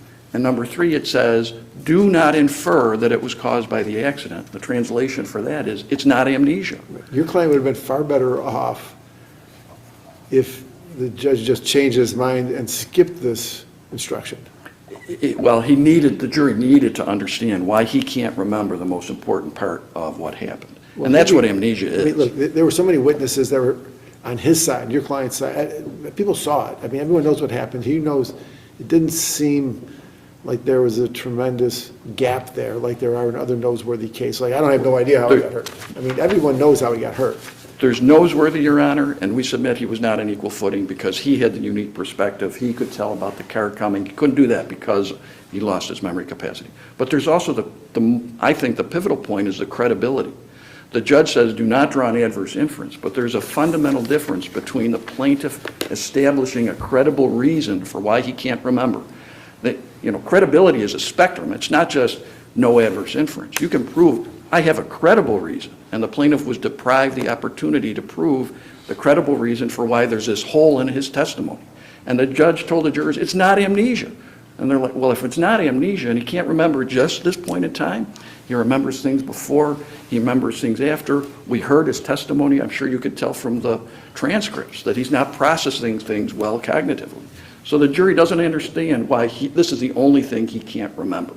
And he's got the burden of proof, and he can't tell them. It might well have played into the jury's determination that it was his own fault for whatever he's cognitively impaired. Like, why would he not see this ramp, and why would he trip like that? Correct. Oh, he's got some pre-existing problems that are totally unrelated to these defendants. Right. That Hugely is highly prejudicial. misleading. Yes, Your Honor. And again, that goes to the answer to jury verdict sheet number one. The jury wants to know, why was it unsafe? The plaintiff can't tell them, and they want, well, he can't tell us why it's unsafe? Well, he didn't meet his burden. Had they known he had amnesia, he wouldn't have been prejudiced in that way. Right. So we ask that the court grant a new trial. Thank you. Thank you, Your Honor. Morning, may it please the court. Thomas Agati on behalf of the respondent. And I kind of want to start from the end, I guess. One thing that's kind of getting lost here is the fact that although we're talking about parking violations and trailers, this is a case involving a dangerous or defective condition.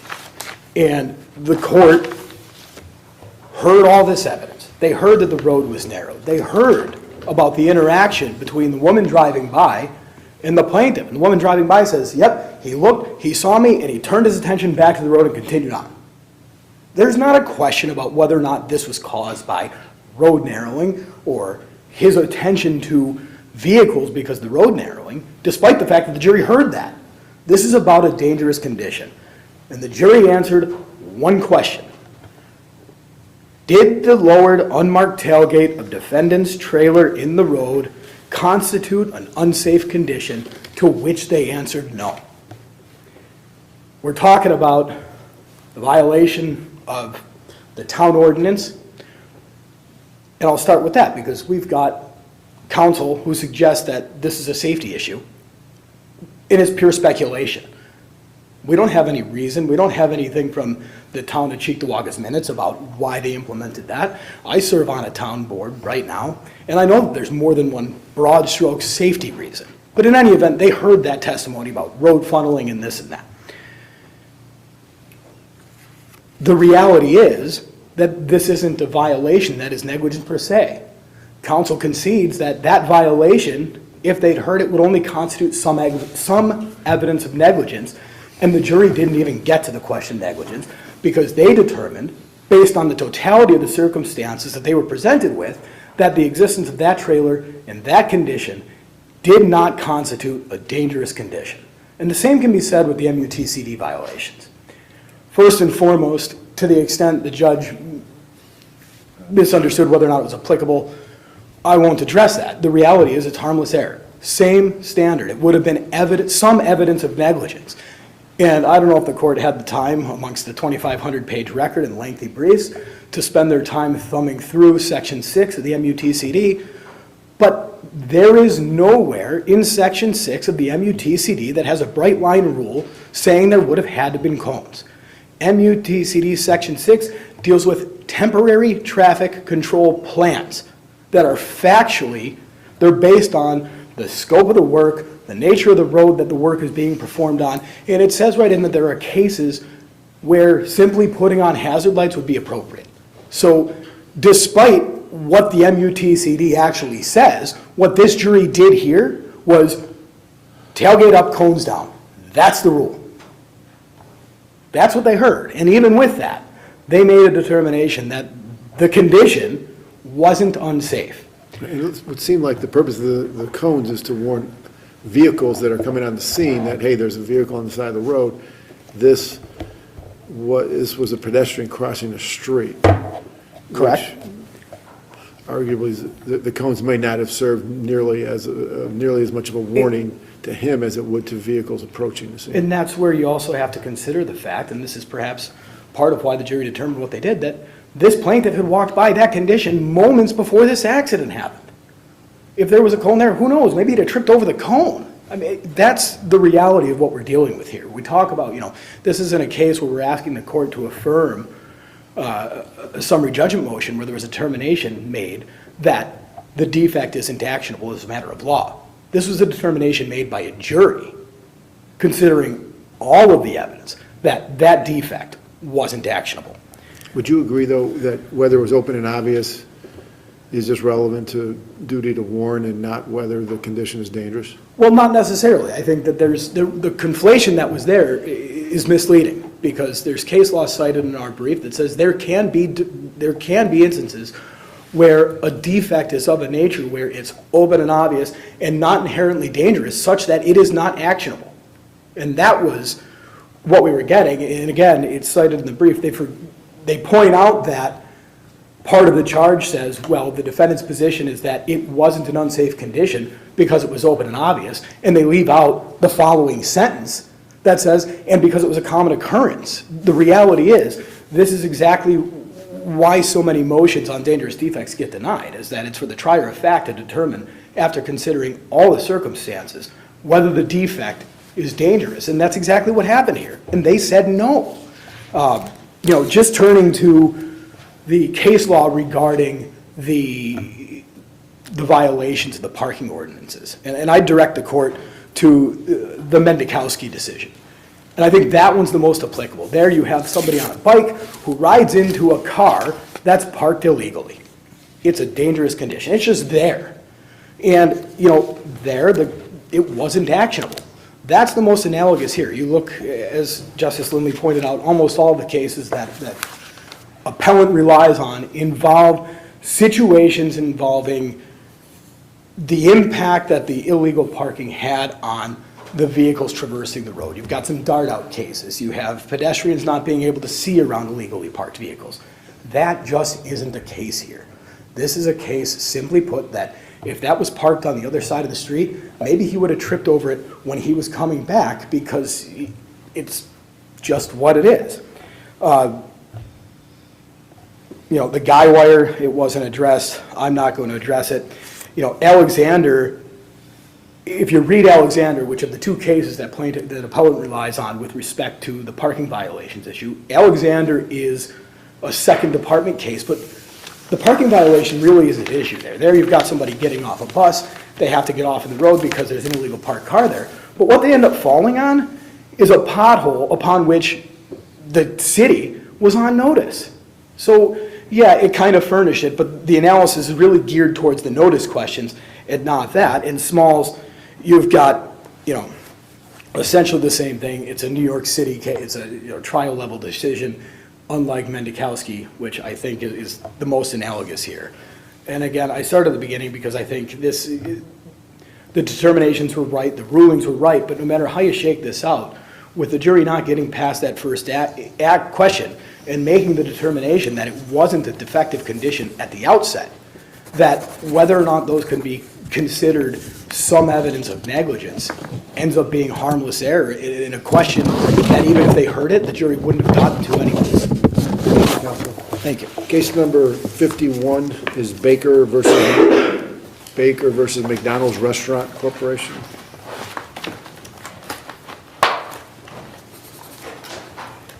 Mr. Rogoff. Good morning, Your Honors. Your opponent has submitted. Oh, okay. May it please the court, Scott Rogoff of Barclay Damon, counsel for the appellant defendants. So this case started out as a 6 cause of action complaint. 3 of those causes of action were appropriately dismissed by the Supreme Court. We're here today on the remaining 3 causes of action, which our contention is Supreme Court erred in not dismissing those causes of action as well, and I can go over them very briefly. So the first one that still remains is a claim for unlawful discrimination under the New York State human rights law. And in order to prevail, even at the pleading stage on a motion to dismiss, there must be facts alleged in the complaint, or here we have an amended complaint, alleging that there is some act that took place that draws an inference of discrimination.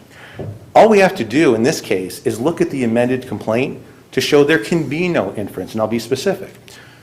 According to the plaintiff's own allegations, she was hired by my clients, they knew what her race was.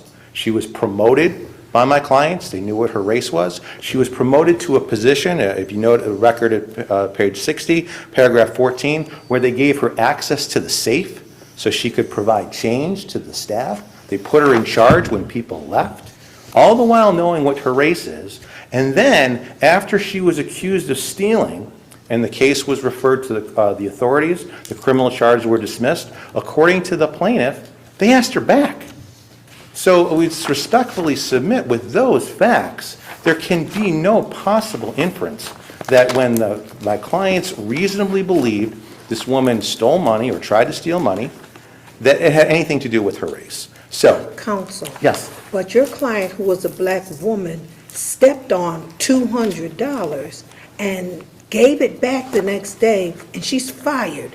However, about 6 months earlier, there is another manager, a white male, a person of a different race, who is accused of taking about $150,000. Well, It's $1,500. $1,500.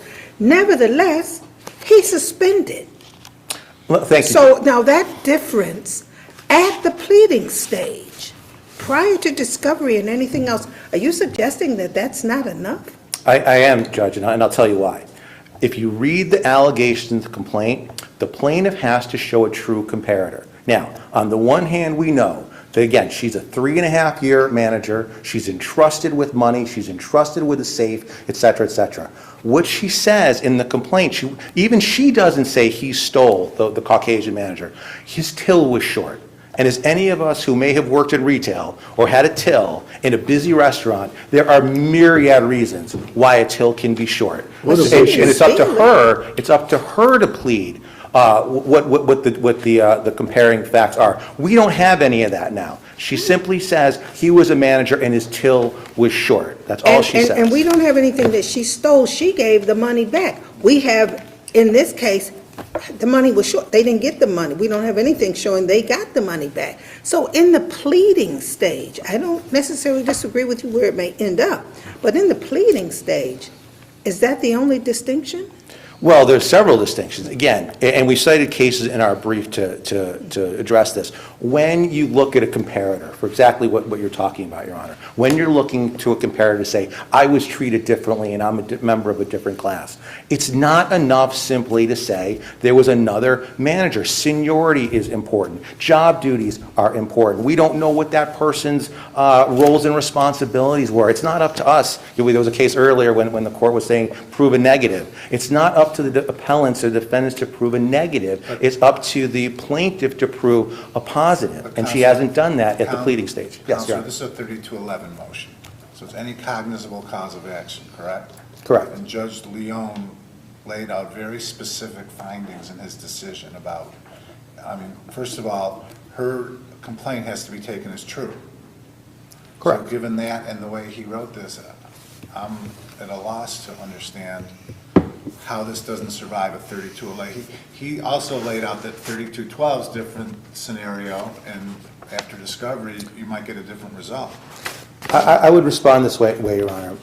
Even if we get to a determination that perhaps there's an issue of fact on the pleading at the comparative, you still can't ignore all of the other facts at issue here. That, again, there's plenty of case law that says courts and the Division of Human Rights, they don't sit as a superhuman resources department, right? We're still an at-will state. What the question are there facts suggesting an inference of discrimination? How do we get there when the undisputed facts are, at all relevant times, the defendants knew what her race was? And the judge notes that when he goes over the criteria that you have to be a qualified person. So the judge notes those facts in that section, and yet doesn't seem to consider the fact that this person was accused of stealing and then again brought back afterwards, all the while knowing what the race is. So our position would be, Judge, that even if there's an issue on the comparator, when you look at the other undisputed facts that we take as true,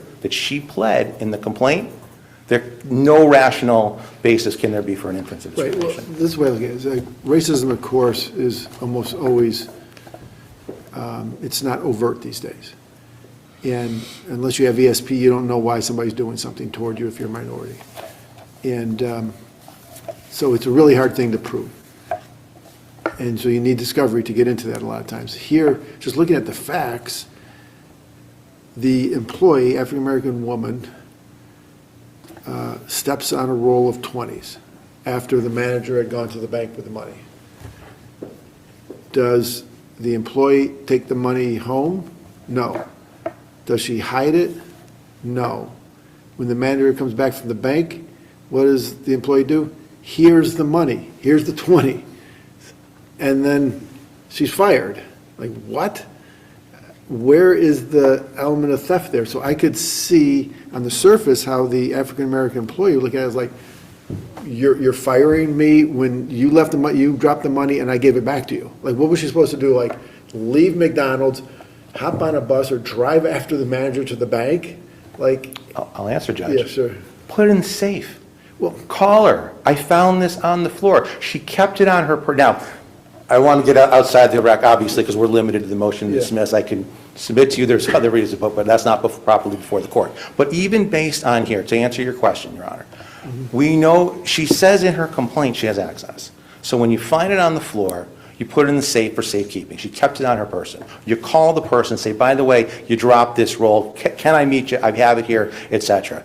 What happened was she keeps it, and then when she comes back, she delivers it. But even if they're wrong, even if the appellants were quick to the trigger, even if they're wrong, all she has is this alleged comparator 6 months ago, and on the face of the complaint, she hasn't pledged back. I think the court understands our position. If I could move on to the breach of contract, which is the second one. Yeah. Thank you.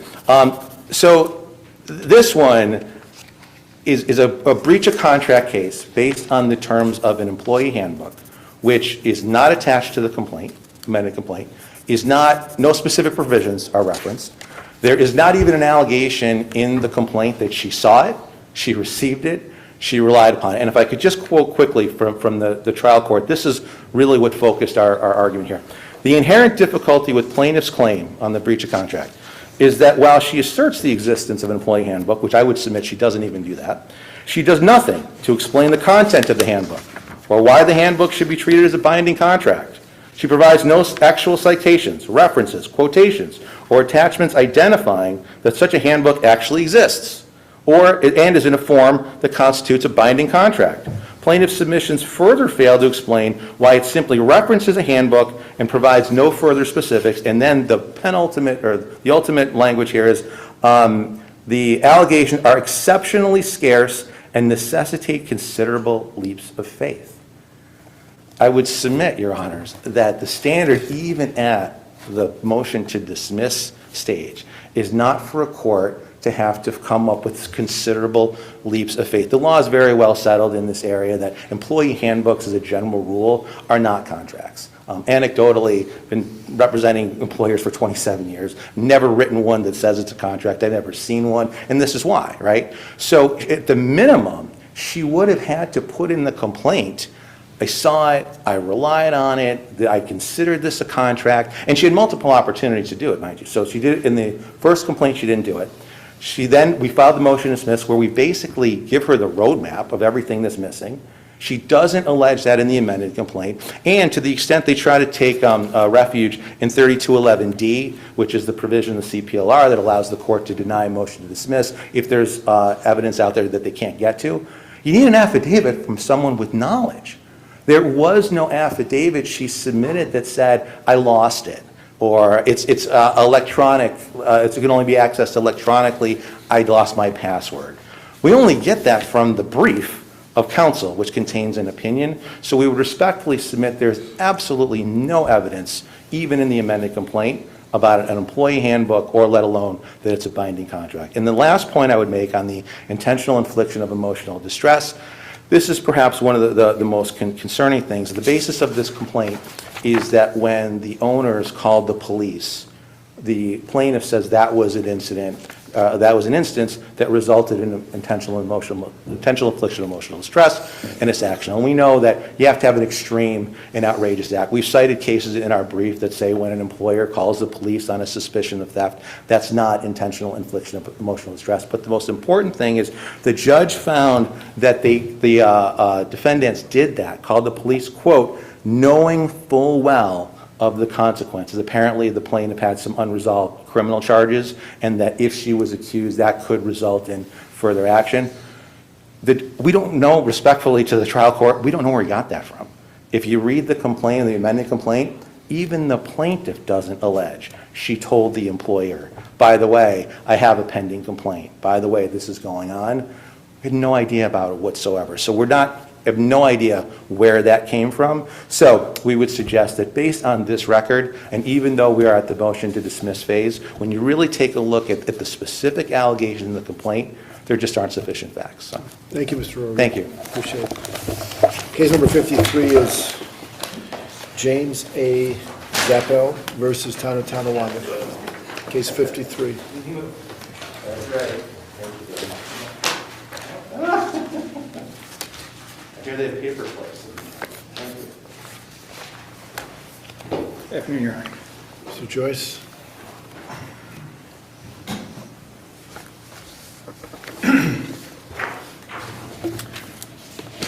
Court, Paul Joyce for the town of Tonawanda. I'd like to address three issues, the first being the conversion claim. The trial court erred by not placing the proper accrual date on the conversion claim. The trial court said, well, it's the date that the town refused to return the money. This court has said it's the date on which the conversion takes place and not the date of discovery. So measuring that, be it tort or contract, year, 90 days, 18 months, it still is well before, the statute ran well before the complaint was filed. The jury also erred in this because I think it goes without saying, there was never a check, a specific identifiable thing before the jury. Plaintiff argued it's $21,000 in conversion. We say, well, the lease says at that time the rent check should have been $10,100. What the jury did was they said, oh, we're going to take the $21,000, we're going to take the $10,100, add it up, divide by 2. But a conversion claim requires a specific identifiable thing, and there was none. There was no check for $10,000 or for $15,550. As for the wetlands claim, the trial court also got the accrual date wrong. And the reason for that is, yes, there was an agreement on a permit that said the wetlands have to be built and it takes 5 years to monitor them. But Zephyl sent a bill in November of 2014 to the town for $75,000 an acre. They sent that bill again in January of 15. In May of 15, the town said, no, we're not going to agree to that. Here's our proposed agreement on what we'll do about the wetlands. So on May 4th, 2015, Zephyl knew that there was no agreement on the payment of the wetlands. And the statute runs on that day and 6 days before the complaint was filed. The last issue is the improvements. And I agree with the jury. The town did not complete the improvements for the roadway, the water, the sewer, and the storm utilities to the property line, which is what the contract required. It didn't require the town to do anything inside Zephyl's property line. And the jury awarded $32,500, which represented the cost of completing the town's obligation to extend the roadway and the utilities to the property line. But then the jury also awarded $750,000 to build a retention pond inside Zephyl's property that only served Zephyl's property. There already was, the evidence before the jury, the evidence before the court was that there was a region-wide wet pond or retention pond down the road that serviced all the properties. So the jury effectively double-dipped. They said, okay, you could have solved this problem with the installing it up to the property line, which cost $32,500, but you didn't. So we're going to give you a judgment for $32,500 and the $750,000. I just think that is inappropriate and should have never been before the jury. If the court doesn't have any questions. Thank you, counsel. Thank you.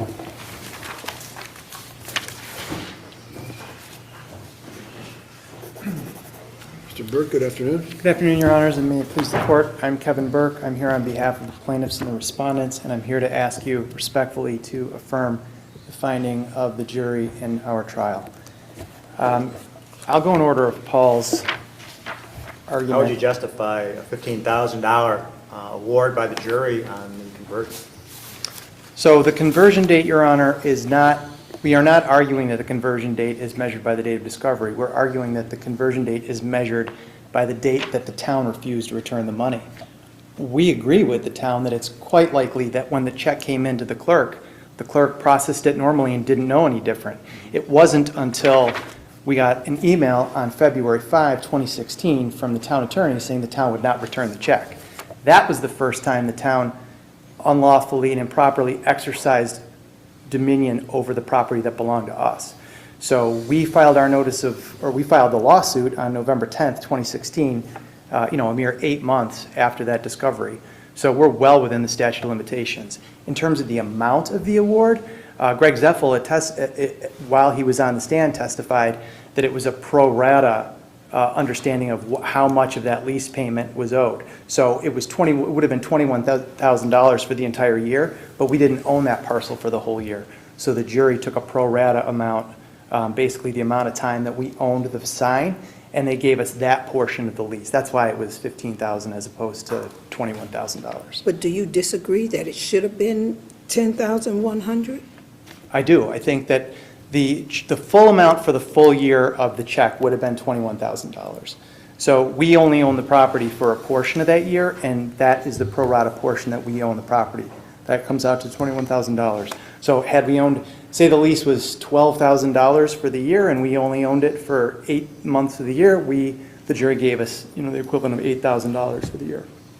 So we think the jury's math made. Instead of the amount of the payment of the lease being $10,100. Well, the town would have been entitled, Your Honor, the town would have been entitled to the first part of it.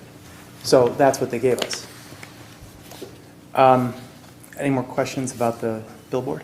Okay, moving on to the second argument, which is the wetlands.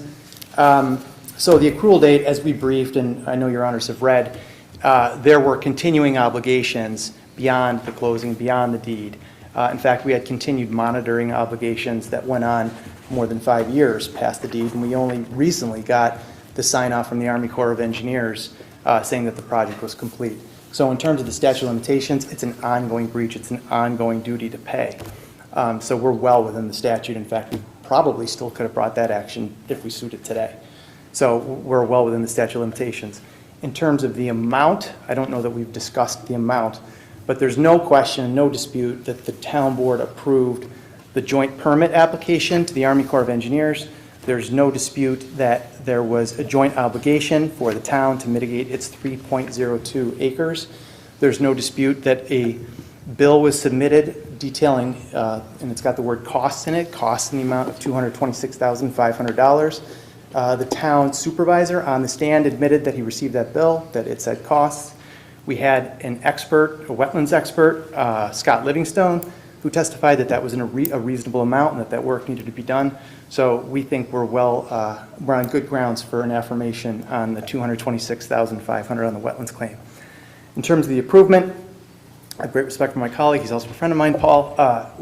We're happy to hear that there's no dispute about the 30,000 plus leading up to the property line. The issue is the retention pond. Now, there was much back and forth, both in depositions and at trial, as to what it means to have the town provide utilities for stormwater. And there was a sharp dispute of fact. The town engineer denied telling us that there was no need for a retention pond because we'd be able to tie into a regional wet pond. He claims he never said that. There was an email introduced at trial, and our engineers that actually spoke with Mr. Jones, the engineer, testified that yes, indeed, the week prior to signing the contract, the town said we didn't have to build a regional wet pond, or we didn't have to build any kind of a pond, because we'd be able to tie into a park-wide system. At some point, that switched. Now, if you look at the contract that says at 2H22, where it requires the town to provide us with utilities, including stormwater utilities, it says, there's a qualifying sentence at the end that says, as provided on the site plan.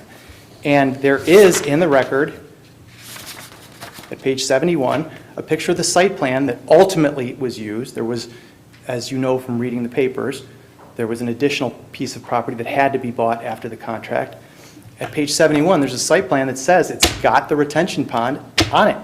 It's there. But where in the contract does it say that they had to construct the retention pond? Those are the storm drainage utilities that we were supposed to tie into. And your question is a great one, Judge, because we were specifically told that we wouldn't have to build one because the town would either build one itself or allow us to tie into their system. And on their best day, let's say there was a system already in place, on the town's best day, they admit, and we proved, that they did not extend the utilities to the property line. Even if there was this retention pond that they built, or a stormwater system, or some kind of regional wet system, whatever you want to call it, there was no way for us to drain our water off of our property into the town system. And that's a 2H22, plain as can be. Now, lest there be any question about what that means, we had testimony on that from Greg Zeffel, who's on the stand, and Vic O'Brien, who's on the stand. The testimony from Greg Zeffel saying what that means and what they were told is found at, well, let me say Victor O'Brien, who's the engineer. Victor O'Brien is the one who testified as to Jim Jones, the town engineer, saying we didn't need to do what we ended up having to do because the town would do it. That's in the record at the deposition transcript at 464 and at the trial testimony at 1490. To be clear, that's Jim Jones saying to our representatives, to our engineers, that we didn't have to build this because we could tie into what they had. He denied it at trial. It's a question of fact. And I'll tell you, Judge, the jurors actually sent us a note on that. There was back and forth. Put as plainly as can be, they believed our engineers and they disbelieved the town's engineers. The town engineer said, we never said that. I never promised that you could tie into our system. And we've got an email in the record, which was Exhibit 16 at trial, and that's in the record at 34. Page 34 is the section of the contract that says they would provide those services. The site plan showing the retention ponds at record 71. And the testimony from Victor O'Brien is at 1380 through 1381. Put as simply as possible, the town told us they'd do it. Before we signed the contract, we signed the contract, they didn't do it. But you didn't put it in the contract, you just went on what the people said and didn't actually install it into the contract? Respectfully, we did. Respectfully, we said as reflected in the site plan. So the utilities that they had to put in would be reflected in the site plan, and the site plan at page 71 has that pond on it.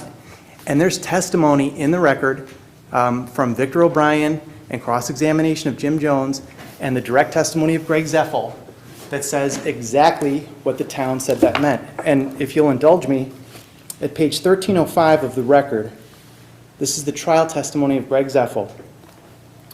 He's reading from the email that's sent among the engineers. Those are the Zeffel engineers and the town's engineers. We presented him Exhibit 16, and I asked him what 16 says. And the testimony is, quote, "The town will supply a regional wet pond downstream of the site so that on-site detention of stormwater will not be required for our project." Question, okay, stop there. What does that mean? No objections. Answer, that means that they are going to construct a pond which will take all of the rainwater and actually hold it for submission into the system. That went in without objection. It's not preserved for appeal. It's there. Respectfully, Your Honors, even if you don't like it, that's in the record. And it went in over objection, and that wasn't appealed. We're stuck with that. So we've got an admission by the town saying we will build this so you don't have to. There's no dispute that the town failed to build that. So what do? We had to build it. And frankly, what were we going to do? Walk away from the project, abandon everything? We had to do it. And so we had testimony from the engineers who built the pond. We had the actual costs that were put in. It was a 12-page document that detailed all of the expenses, and it came to a specific amount of money. Is that a big amount of money? Sure it is. But that's what we had to do. We got stuck with this bad deal, and our only other alternative would have been to walk away. And Judge, I respectfully submit to you, it would have been millions of dollars more had the project just failed because there was no regional wet pond. Counsel, thank you. Thanks, Judge.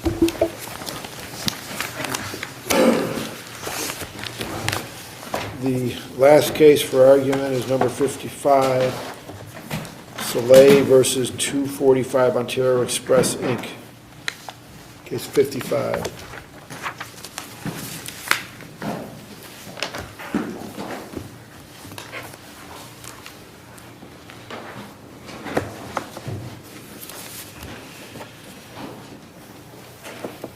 Counsel? May it please the court, my name is Todd Aldinger and I represent 245 Ontario Express. So there's, I think, just two issues here. The first is an issue of contract interpretation. On the contract issue, there is a boilerplate provision that states that there's no subleasing without the permission of the landlord. On the front of the lease is a typewritten statement that says subleasing is permitted.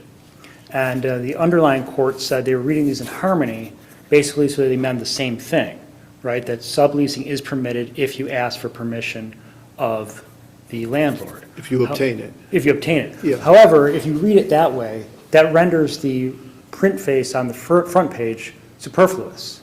Because what does that mean then? What is that typewritten, what was the purpose of having that typewritten sentence added onto the first page if it wasn't to modify the boilerplate? Well, you could read it and say, you can sublet. Some leases say you can't. So that remedy is available to you if, as explained later, as long as you get consent here. As long as your subtenant is acceptable to the landlord. Couldn't they be read in harmony that way?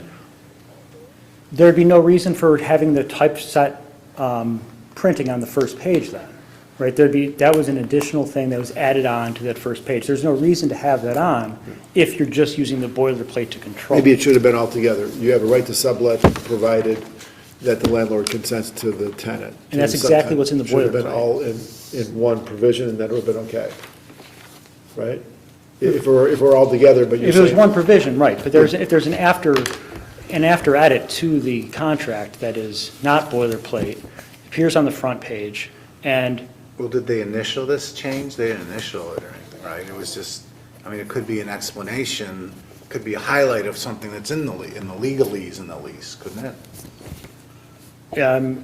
I guess it could be that, but that is not the easiest way to read this. I mean, the easiest way to look at this and read this is, the landlord is giving preeminent position, or the landlord is giving pre-approval. Right. Your position is that the landlord, by putting that in and just saying, don't bother me, you Yeah. can go ahead and sublease. And I Correct. don't care who you put in there. Right. I mean, I think that there's two ways to read this contract, and the one is to say that they both mean the same thing. Right. But that renders the print face on the front page, first page, superfluous. Should there be a hearing with parole evidence to determine what the parties intended? Because it sounds like it's ambiguous in your view, so we just don't resolve it, or do we, in your client's favor? As a tenant, he didn't draft it, I don't think? My client didn't draft it, so, I mean, I think it's resolved in my client's favor.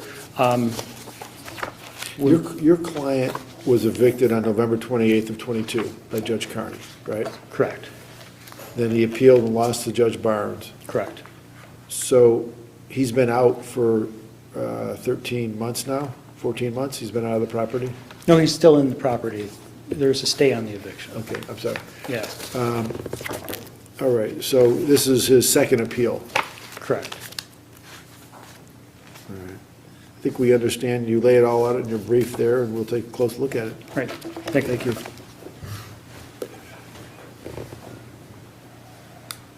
Good afternoon, Your Honors. Dan Bobbitt, Zdarsky, Swicky, Gustinelli, appearing on behalf of the respondent, Ahmad Salah. So I know it's been a long morning, and sitting here listening to all the cases, I was struck by the one case, Kilo, with the takings case, and it reminded me of first year of law school and property class. Kilo gave me a little bit of nightmares, flashback with takings and all that, but another important concept in contracts and property class was the concept of privity. And one thing that was lost when the appellant's counsel got up to speak was the fact that there was no privity between the appellant and the landlord. My client is a successor in interest to the original landlord who is dead, so we won't get a lot of parole evidence there. But he's a successor in interest. The named tenant under the prime lease was, it's the same last name as my client, Mr. Salah, different person. It's Mohammed versus, I refer to him as MAS in my brief, the original lessee. Now, the original lease says that the lessee has to get approval for two things. One is to sublease, and two, that the lessee would have an option to renew the lease. So here, the record is devoid of any evidence, none, that the original lessee either gave notice, and there's a provision in the lease that requires all notices to be in writing, that the lease was either, that option was exercised to renew, or that there was a request to sublease. Neither of those two things existed. So you're saying that even though the landlord was there, maybe saw the new subtenant potentially there, I think there was testimony that he possibly was there, and there was another tenant who had indicated that this tenant was in there, because of the lack of privity, it doesn't matter? There is no privity, Your Honor, and Because of that lack of privity? I do submit that it doesn't matter. That the subleasee does not have the right to then exercise that renewal? Correct. 245 Ontario Express does not have a legal right to step into the shoes of a lessee under a contract with the lessor. But doesn't the purchase, when your client bought the property, didn't it say subject to the lease? Wasn't that in the contract of sale? 100%, yes it does. And there was a rider in the contract that disclosed all of the leases, the rental property rider. Nowhere in there is there this sublease. All that was there was the prime lease between Mohammed Salah, the original lessee of the storefront. There was no mention of this alleged subtenant. So, because there were other, the apartments were also part of it, right? There were lease rents. correct, they're upstairs. So if I heard you right, that, let's say that it did pass on to the subtenant, the rights and obligations. And let's say, for the sake of argument, that we read the lease to say that you don't need consent from the landlord to a sublease. You're saying, aside from all that, there was no exercise of the renewal option. There was never exercised. So they lose just on that ground. Correct, that's an alternative grounds as to why the lower court's order should be affirmed. There was a document in the record where the sublessee exercised the option. If you look at it closely, it says, I exercise my option to renew the sublease. However, I cite cases in my brief that provides and stands for the proposition that if the prime lease is dead, it's expired, the renewal of a sublease, it's a nullity. If there's no privity between landlord and lessee, the a right of election of a sublessee to renew the sublease, it's a legal nullity. So then your client would be treated as a month-to-month tenant, and it would be just a basic eviction proceeding. 100%, and that's exactly what happened, as recognized by Judge Barnes, Your Honor. So the Judge Carney. Judge Carney first, and Judge Barnes specifically noted it in her order affirming Judge Carney that said, look, the most that 245 Ontario Express was a month-to-month tenant. The landlord could and actually did terminate that month-to-month tenancy by serving that notice in February. So I would just like to note that this is it's a low-dollar rent here. It's a very, very important case for my client who's in the courtroom. He purchased this building, and he lives upstairs. He has been trying to open the storefront with his family for a period of years and has been stymied by these court proceedings. So I would respectfully request that the court affirm the lower court's order, and under the circumstances of this case and the facts is set forth in my brief, I would ask that the order below be affirmed with cause. Thank you. Thank you.